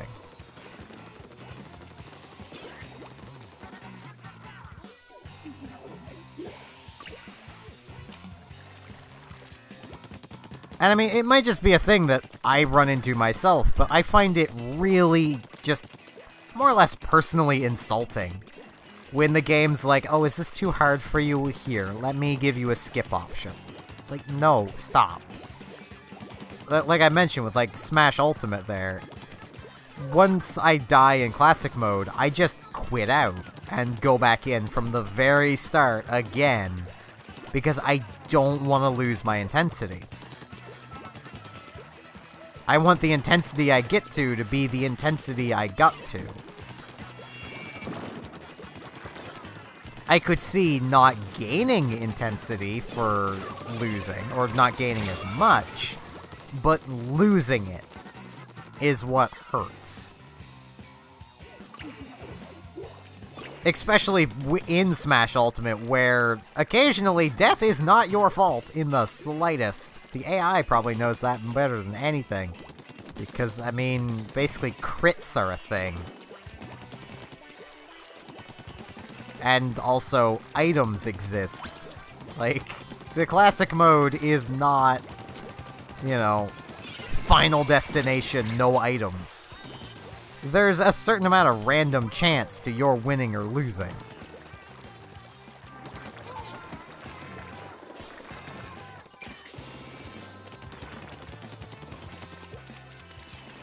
I know I'm kind of talking about a completely different game now, but still the same sort of concept of that kind of hand-holding.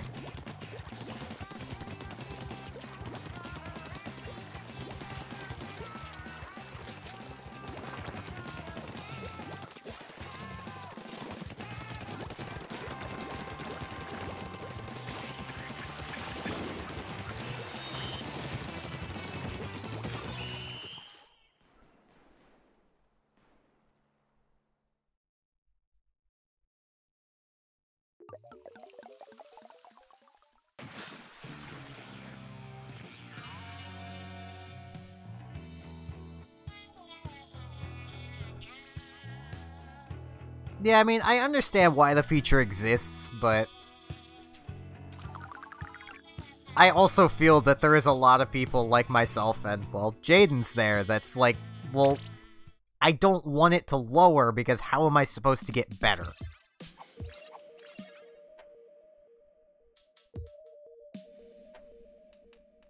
Alright, I see you there.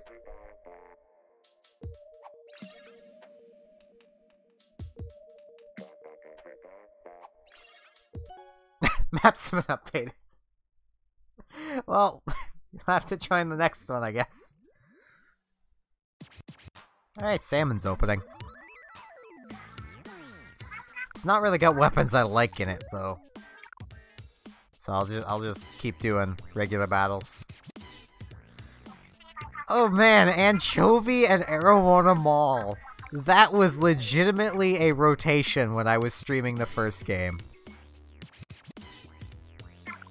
Oh geez, ranked as Clan Blitz now. I'm definitely not doing any more of that.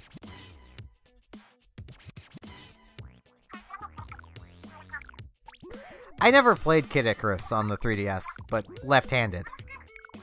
And it's a touchscreen game. So, I tend to avoid touchscreen games. Because, well, left-handed.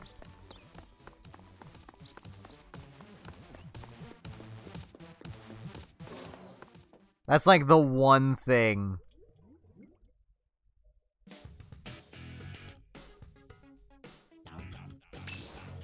that Nintendo did that I don't like.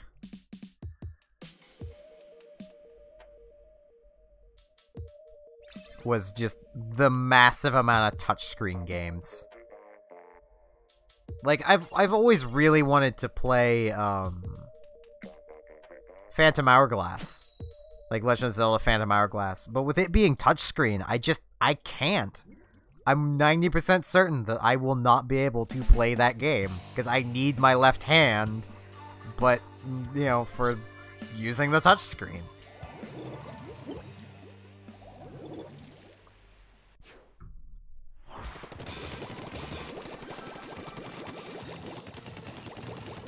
Well, this person's partying.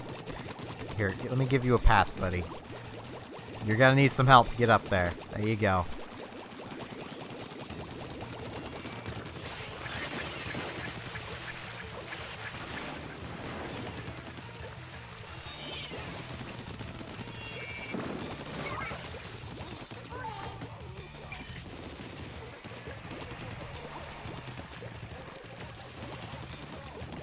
Nice!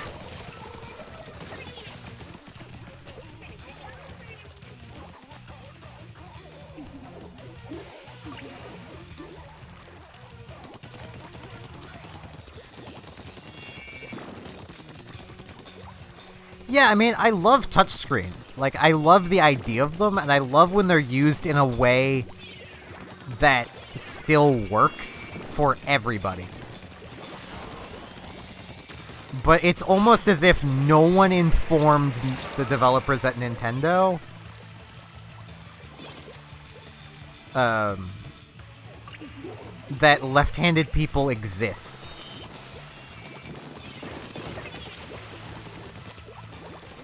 And that in itself was very insulting. Like, even like Skyward Sword, which I can manage. I can manage to play Skyward Sword. It's not comfortable. I can't be precise, but I can do it, and I still love the game. With there being no left-handed option. Even though, if I remember right, Link is canonically left-handed. Like... at least his sword arm is his left hand. But they just decided to not give us a left-handed mode. It's like, Nintendo, please. You did it for Wii Sports. Did you not think a left-handed person would be a gamer?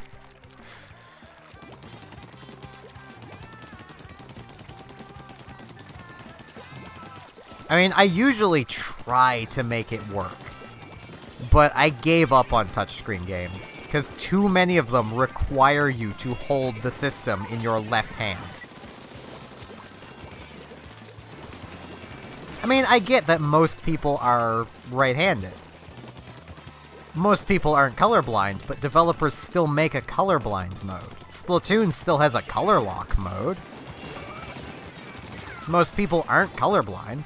Actually, a even smaller percentage of people are colorblind than left-handed. I think legitimately Nintendo just didn't bother because they didn't think it would be a big deal. And that people would just deal with it.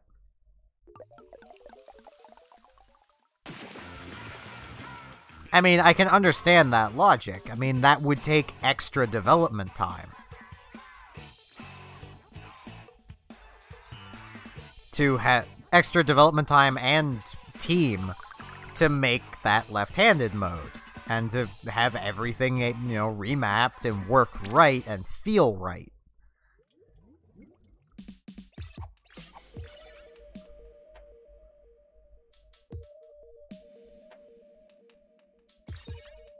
And it doesn't take as much work to make a colorblind mode.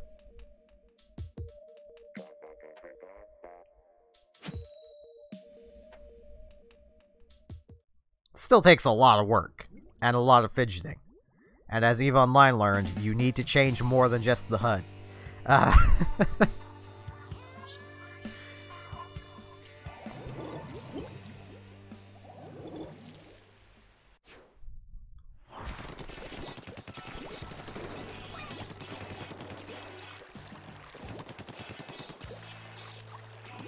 I mean, my biggest problem when it comes to touch controls is, well, my right hand is about as dexterous as a potato. Like, I feel like I'm a little less adept with my right hand than even just most people. I got a lot of power behind that thing. But...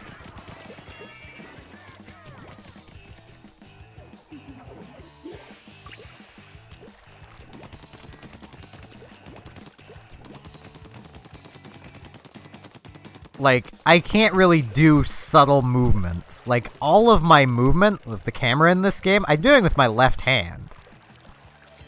If I were to do it with my right, it becomes infinitely more awkward. And I can't exactly do small motions.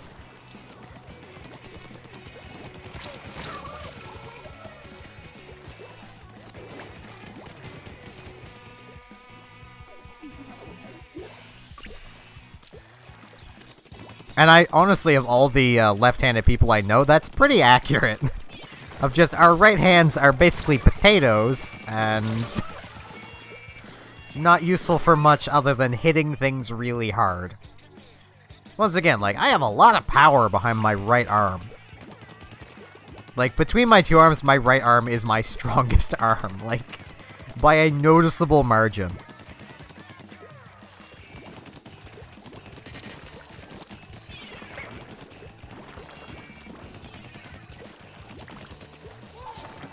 Eh, it's okay. DCs happen.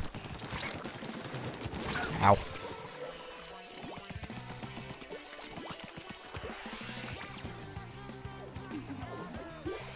Alright. I mean, being left-handed isn't all bad. You get told by teachers that you need to be taught how to use your right hand. Through almost your entire life. At least I did. My mother was very angry with my high school over that, because it was actually a high school teacher that tried to pull that. The most. Ow. Like, this is high school past the 2000s. And I had a teacher being like, no, you have to use your right hand. That's how you write. It's like, no it isn't. I write with my left hand. What are you on, lady? Because I can play most games. It's just, like, predominantly touchscreen-focused games that also use buttons. Yeah, officially they stopped doing that kind of thing years ago. But as I found out, there are still some teachers who try to push it.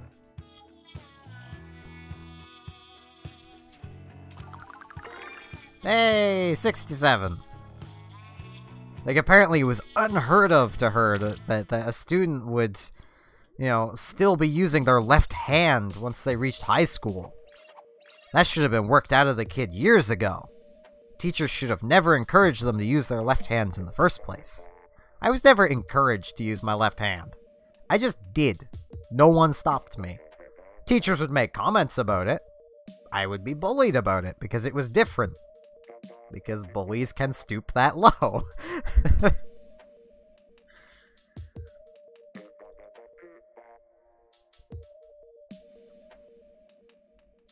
But, like, she was the first one to really hit me with it. And me being the kind of, well, smart-arsed child I was, I would write with my right hand. Until she looked away.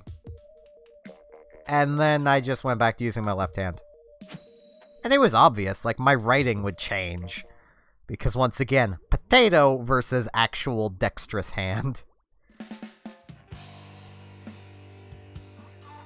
Yeah, there were 3 kids that I knew that wrote with our left hands. We all kind of stuck together a bit because, well, we honestly got bullied for it. And Josephine, I'd say write with whatever hand you feel more comfortable writing with. That is really the only thing you have to care about when it comes to what hand to use. What do you feel comfortable using? If it's your left, use your left. If it's your right, use your right. If it's both, alternate. You have the power.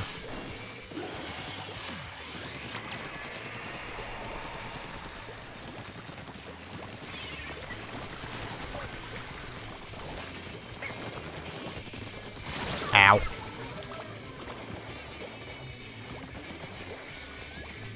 Like, one of the big things is, there's this one girl I knew who can't even use a computer mouse with her right hand. She has to use her left hand. She just can't do it. She can't work the mouse.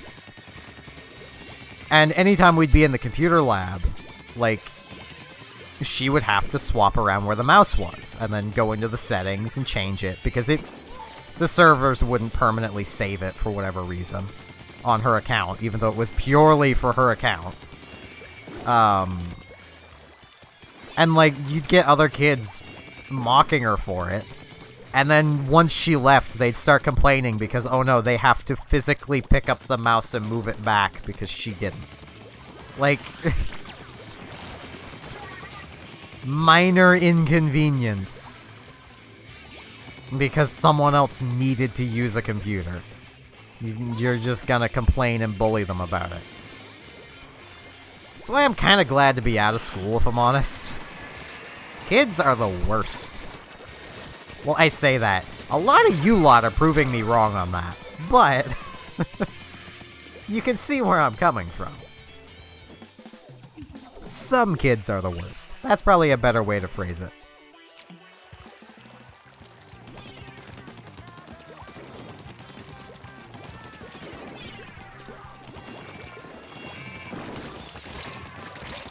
Ow.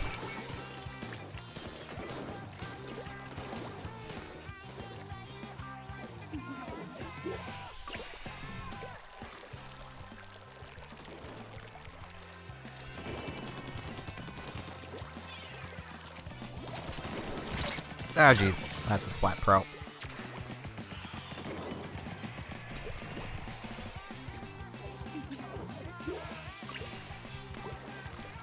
Like, I always felt really bad for that girl, because, like, she didn't have a choice in the matter.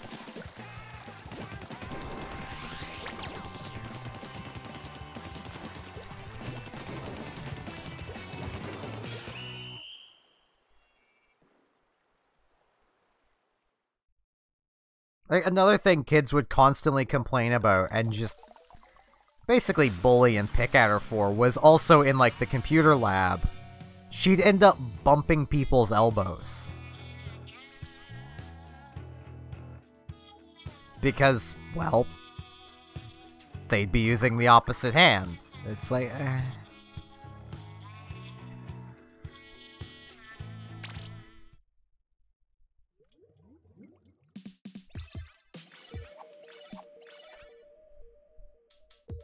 In my experience, kids that took stuff, like, super literally like that were either not having a good time at home, and it was just making it worse at school.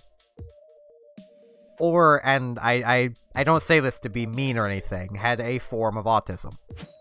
I probably have autism. I get incredibly bothered if things are out of their place, and things must be in their place, and that is a sign of high-functioning autism. I've never been tested, so...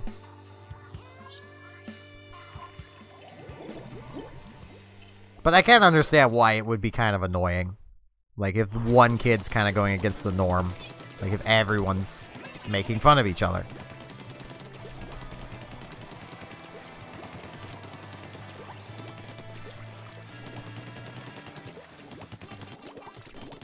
I mean, at my school, for the most part, a lot of people would be nice to each other, but you'd get, like, usually about 4 or 5 people out of every grade that would just be the worst. And everyone hated them. And they would stick together because, well, everyone else hated them. But they would just bully and pick on everybody. And yet rarely would anyone actually pick back, because, well, we hated them, but it's not like we wanted to give them a taste of their own medicine.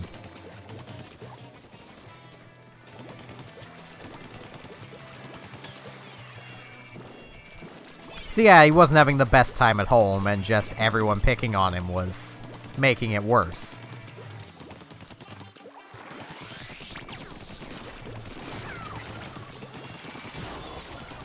It happens.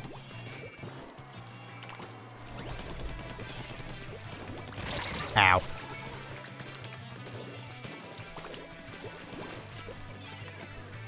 Might just be that bullies have evolved. I mean, it's very likely just bullies have evolved and you're just not their target. I mean, if things that have happened up here in Canada or anything to go by, bullies have mostly moved to getting someone's, like, phone information and directly bullying individual people constantly.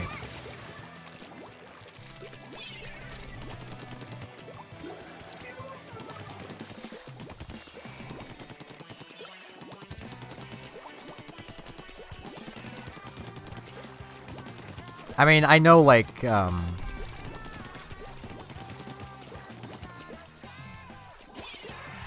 I think everyone in their own way was just kind of an arse in school. Like, you're always kind of an arse to somebody. You're always a villain in someone else's story. It's not the exact quote, but you get the idea. You're a villain in someone's story. I forget who even made that quote. Whoa, jeez. But it is true.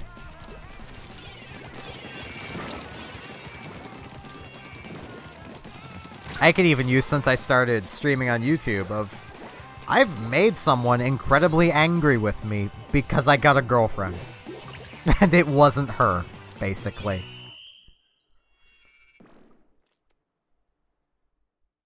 Like,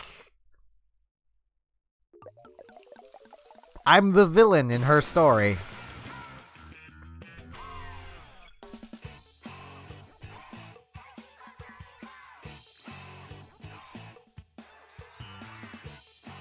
Which is why I honestly think that if I do blow up on YouTube here, I think I'm already mentally prepared for the wave of hate that I know will come my way at some point. Because it always does.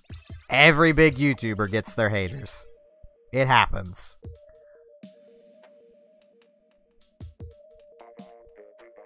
I mean, to give a little more context to this person that literally probably hates me now. Her and I had met playing the MMO EVE Online. And we started chatting. We had been chatting for like about a year or more. And I'll admit, I had feelings for her. I asked her out. She said no. I took that as no.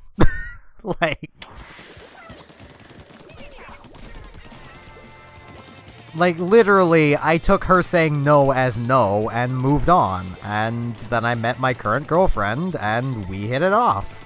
It was even a couple years, like, before I'd even thought of my current girlfriend.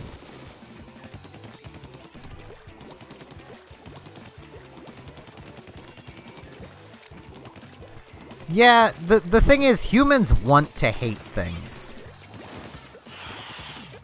Like, I forget who it was that had a nice talk on that. But as humans, we want to hate things. And I can kind of see the point. Like, for instance, like, we build up... I'm just going to use the example of YouTubers, because it's the most common thing. I'm actually going to use a personal example. I used to follow a YouTuber named Muselk. He did TF2 content. A lot of it. Like, daily TF2 content kind of thing. He was really enjoyable to watch. When Overwatch came out, he switched to doing Overwatch. And almost exclusively Overwatch. I didn't become part of his hate mob because of that, but I definitely stopped watching him, and I definitely dislike him a bit now because of it. He abandoned what he was doing that made him popular to chase a trend. As much as it wasn't exactly like he was shrinking or slowing down his growth, he was one of the few TF2 YouTubers left that were big, because a few of the others had also stopped playing around the same time.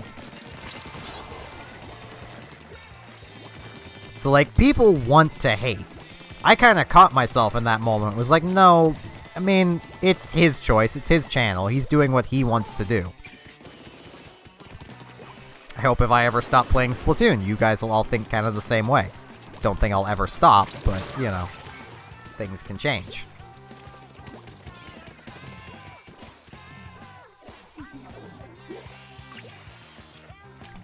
And also, yeah, back at what Jaden's was saying, cool kids are always annoying. And they're always they're always just a bit of jerks. Ow. Bean avenged you, Josephine.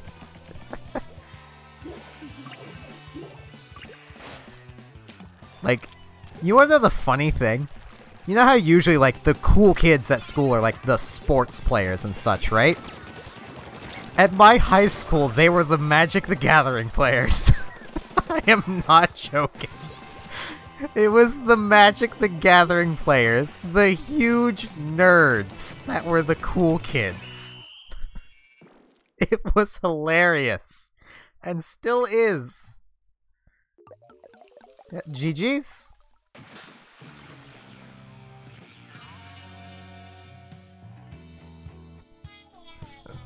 It was seriously the Magic the Gathering kids.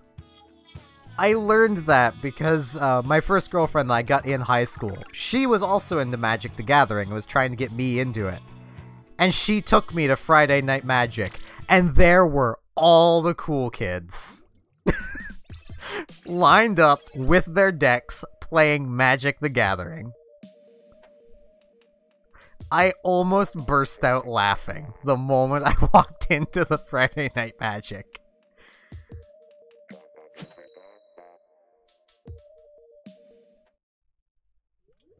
Especially because, like, after that moment, they all started acting a lot nicer towards me. Like, I don't know if, they just were like, hey, let's act nice to this kid before he, like, goes and tells everyone that we play Magic. Or they were legit like, oh, hey, this kid likes Magic, he's a cool kid now. I have no idea. If I remember, I will, Edward.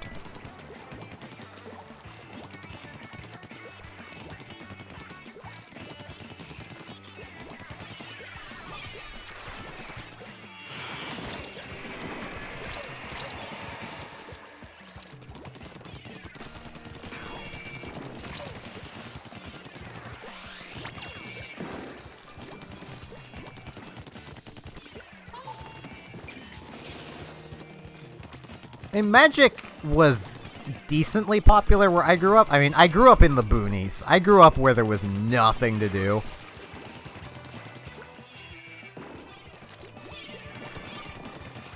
So, like, people would play, like, TCGs because there was nothing else to do. Like, I don't live there anymore, so I don't mind saying it. If you ever want to see where I grew up, just Google Maps Digby, Nova Scotia. It is a dinky little town with nothing to do. There's like 3 beaches. My voice just cracked. There's like 3 beaches. People got bored of them. You'd mostly only see like touristy types on them. Because the locals were just bored of the beaches. The water was always cold. Why would you want to go to the beach? Other than to like have a fire. But even then, most people had yards they could do that in. So they just set up a fire pit in their yard.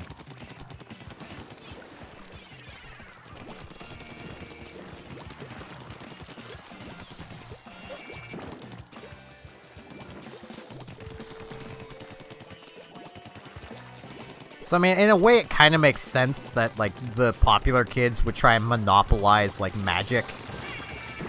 Because, like, there were other, like, groups that played, like, Yu-Gi-Oh! And such. Yu-Gi-Oh!, the Pokemon TCG and such. They weren't as big, they weren't as popular.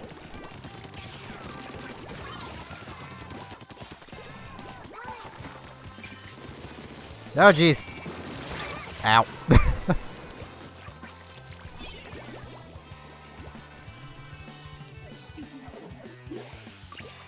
I was kind of part of the Yu-Gi-Oh! Group, but kind of not, because I didn't have the money to keep up with, like, the Yu-Gi-Oh! Meta, and they'd actually be playing decently meta decks. Which is why when I found the Friday Night Magic, I mean, I played a few games, because my little starter deck could actually kind of compete. I played white, mostly. Played white, moved to white-black. Black-blue, stuck with black-blue. Heavy control, black-blue.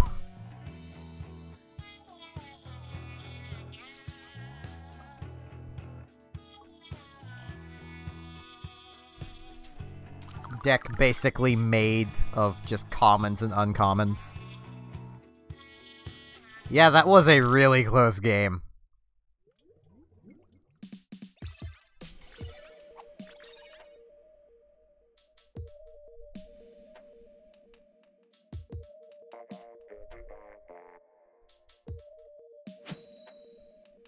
I wouldn't be surprised if I still have some Magic cards around here somewhere. I tried to get rid of them all, but I probably failed. I had a decent number of them before I just kind of stopped playing.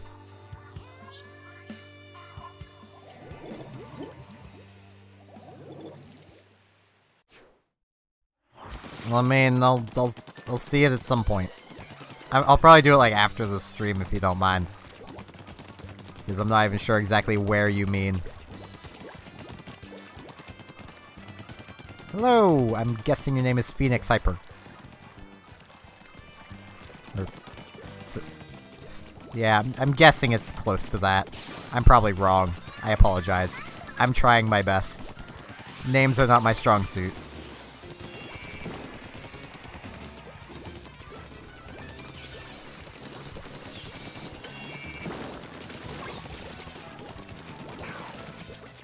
Ow. I could definitely make out Hyper, though. I might just call you Hyper, if you are okay with that. I'll probably call you that even if you're not okay with that. Unless you tell me how to pronounce your name, in which case I'll try to remember. But as a few of my YouTube viewers could tell you, yeah, that doesn't always work. Some of them have even tried to, like, spell out their names to help me pronounce it, and I've still messed it up. Ow.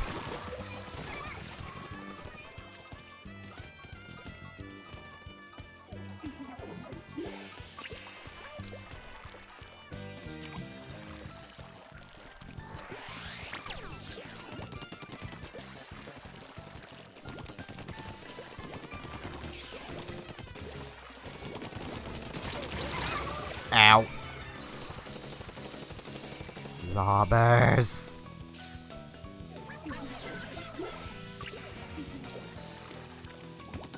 I actually have still kind of kept playing Magic the Gathering. Just in more of a digital form with Magic the Gathering Chandelier. Which is a really old PC game. With a modding community that keeps it semi-updated with cards.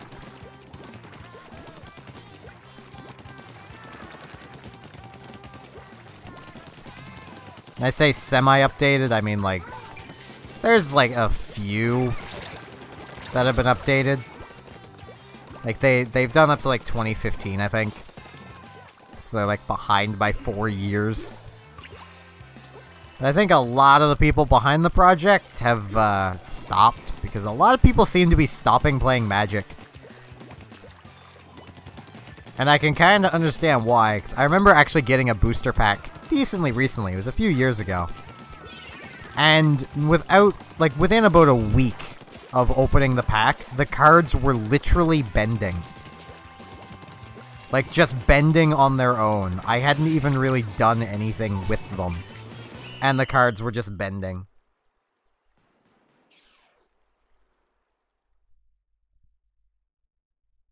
So, I imagine a lot of players have stopped playing because of that.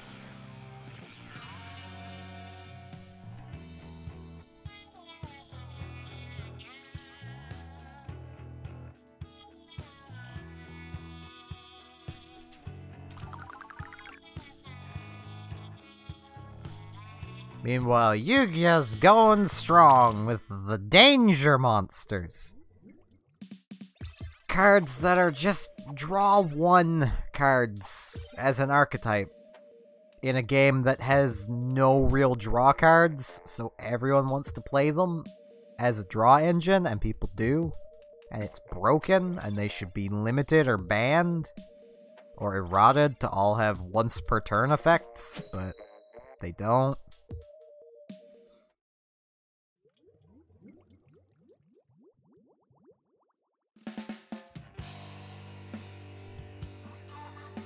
I mean, they're both card games, like Yu-Gi-Oh! And Magic the Gathering.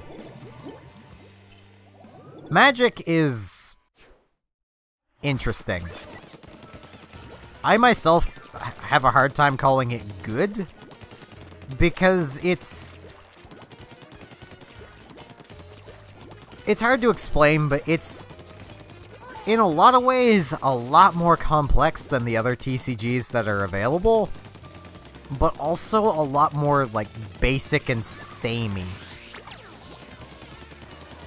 Like, one of the first things I learned when getting into Magic the Gathering is that a 2/2 card, 4/2, like a 2-cost card that is 2 attack, 2 defense, is a bear.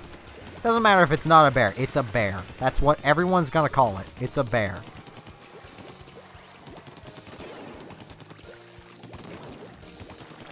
Which I can only imagine what that would be like in Yu-Gi-Oh! Especially because there's so many variations. You know, that 18-20 attack monster, that's a Flibbleflorp. I don't know. You get the picture.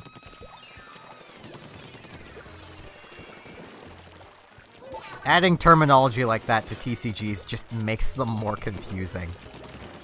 It doesn't add anything to the game. Ow. Died to Bean.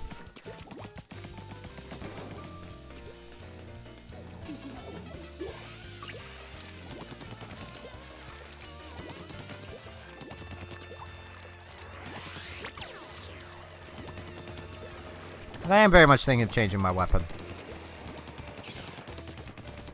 I don't know what I'm gonna change to. I might change to something. Thinking about it.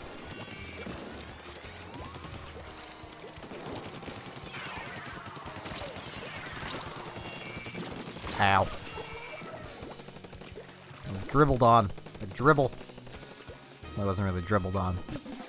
It sounded a bit wrong.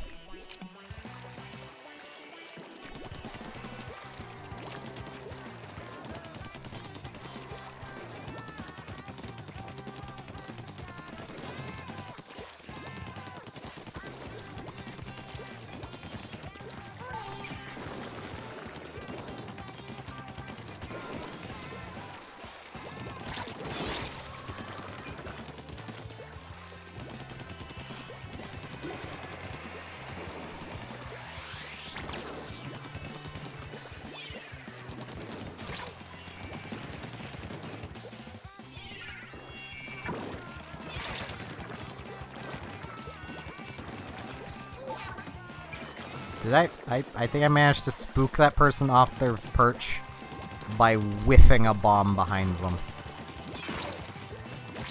Ow.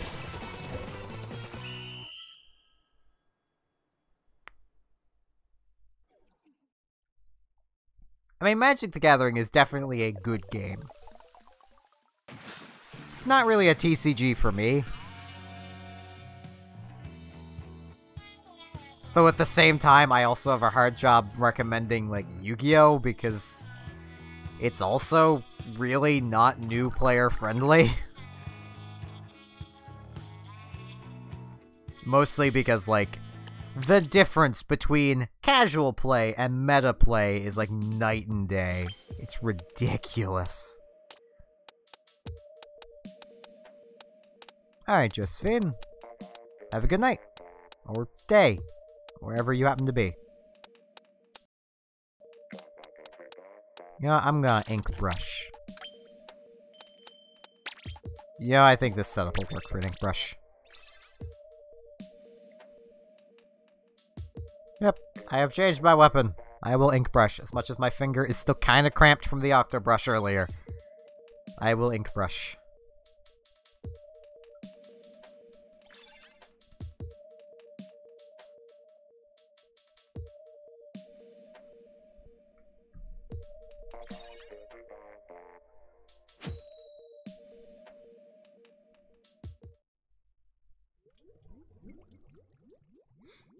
Or more appropriately, I'm going to be playing the hamster ball. I'm going to probably change my hat and shoes after this, so I can get all of the, Oh, fair enough. Have a good day.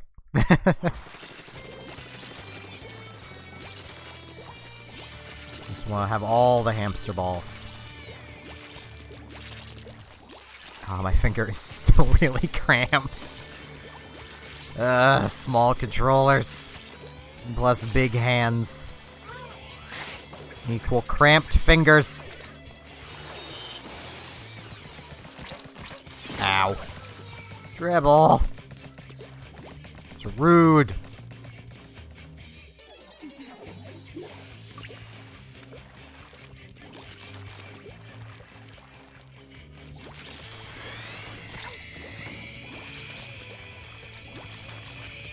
I mean, I am very glad you're excited about it, but, you know, please no advertising here. I've been not saying anything, but no posting anything. That would be close to advertising. If Nisa was here, she'd probably banhammer you already. But she had a thing to do, so.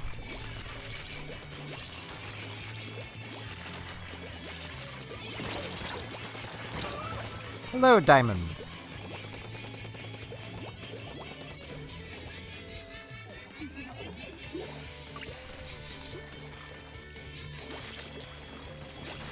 Yeah, I'm guessing you mean like a video or something that you've done. Possibly. Like I said, I still don't even really know what you mean by that.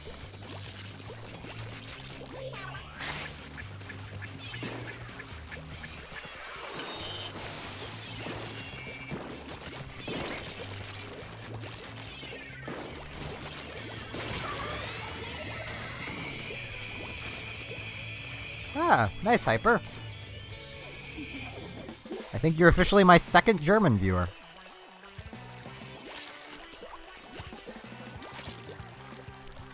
Yeah, but I've not seen like a ping to the Discord, so I don't really know what you mean. Like, I am very confused at what you mean there, Edward.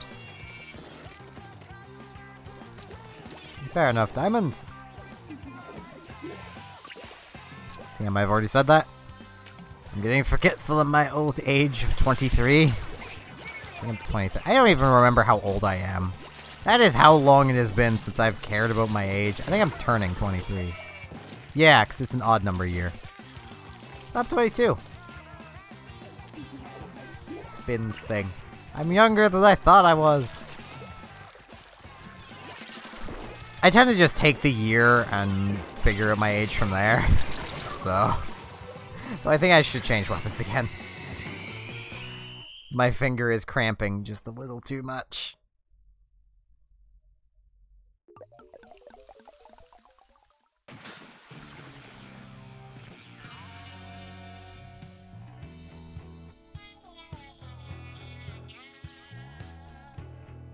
That Rory person is not having a good time with their connections.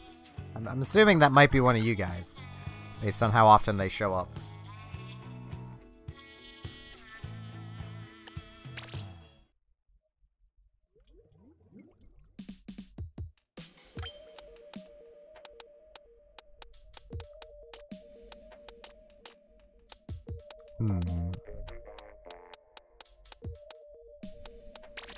No, that's another weapon that would require me to tap.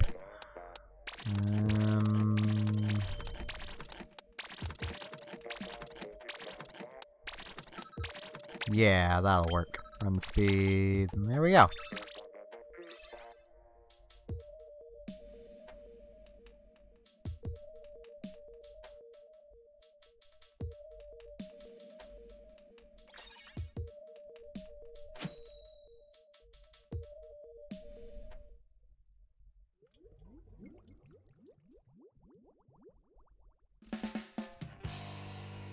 Though, I think this will probably be the last battle for this stream, because my throat is getting very sore.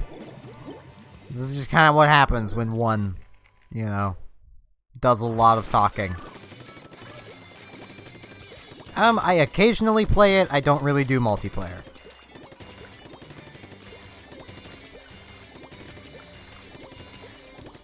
I don't like how laggy the multiplayer is.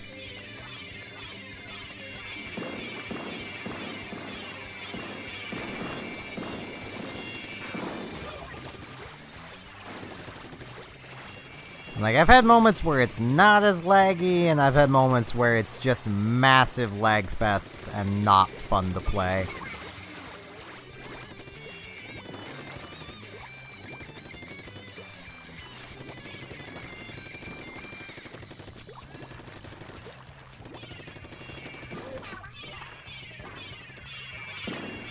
Ow. I've yet to finish World of Light. I should probably do that at some point.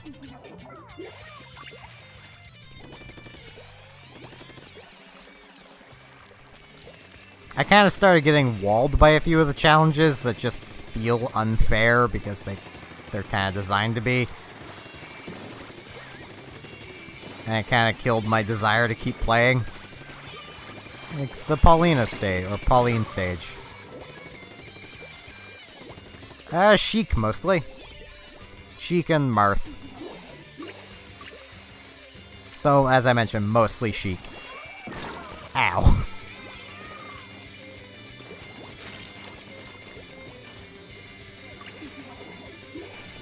The Sheik main bit is probably why you can understand why I don't like even the slightest bit of lag while playing. Sheik is so light. And fast. That lag is death.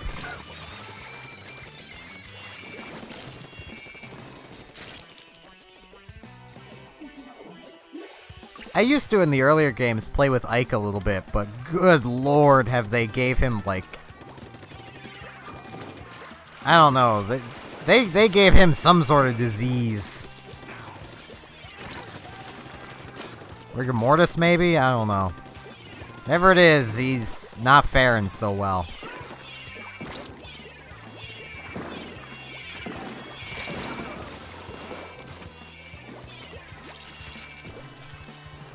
He's just so slow. I mean, I get in, like, Brawl he was overpowered, but then for, like, the Wii U 3DS games, he was kind of balanced out, in my opinion. He served his time for his crimes. But they slowed him down even more, and just made him worse. Made him so bad.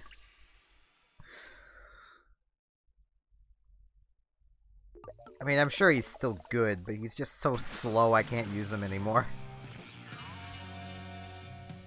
I'm kind of a big Fire Emblem nerd, that's why I mostly use Marth. Yeah, I think it's gonna be my last match. I need to rest my throat. Especially for Tulip tomorrow. Yeah, if any of you guys are around at 1 PM Atlantic time, well, not 1 PM, 3 PM Atlantic time tomorrow, I will be probably streaming Tulip then. Or Team Fortress 2. Don't know which. I plan on doing both tomorrow. One will be the morning stream, one will be the evening stream. Both are afternoon. But it's my morning. For those new here, I have a Discord, should you wish to join it. There is a link in the description of YouTube and in the info on Twitch. On Twitch, just click the jellyfish, just poke him in the face, and you'll join the Discord. For those on Twitch, I have a YouTube channel if you wish to watch some videos. They're kind of old. I need to start making more. I need my throat to not be sore when I'm done streaming this to make videos.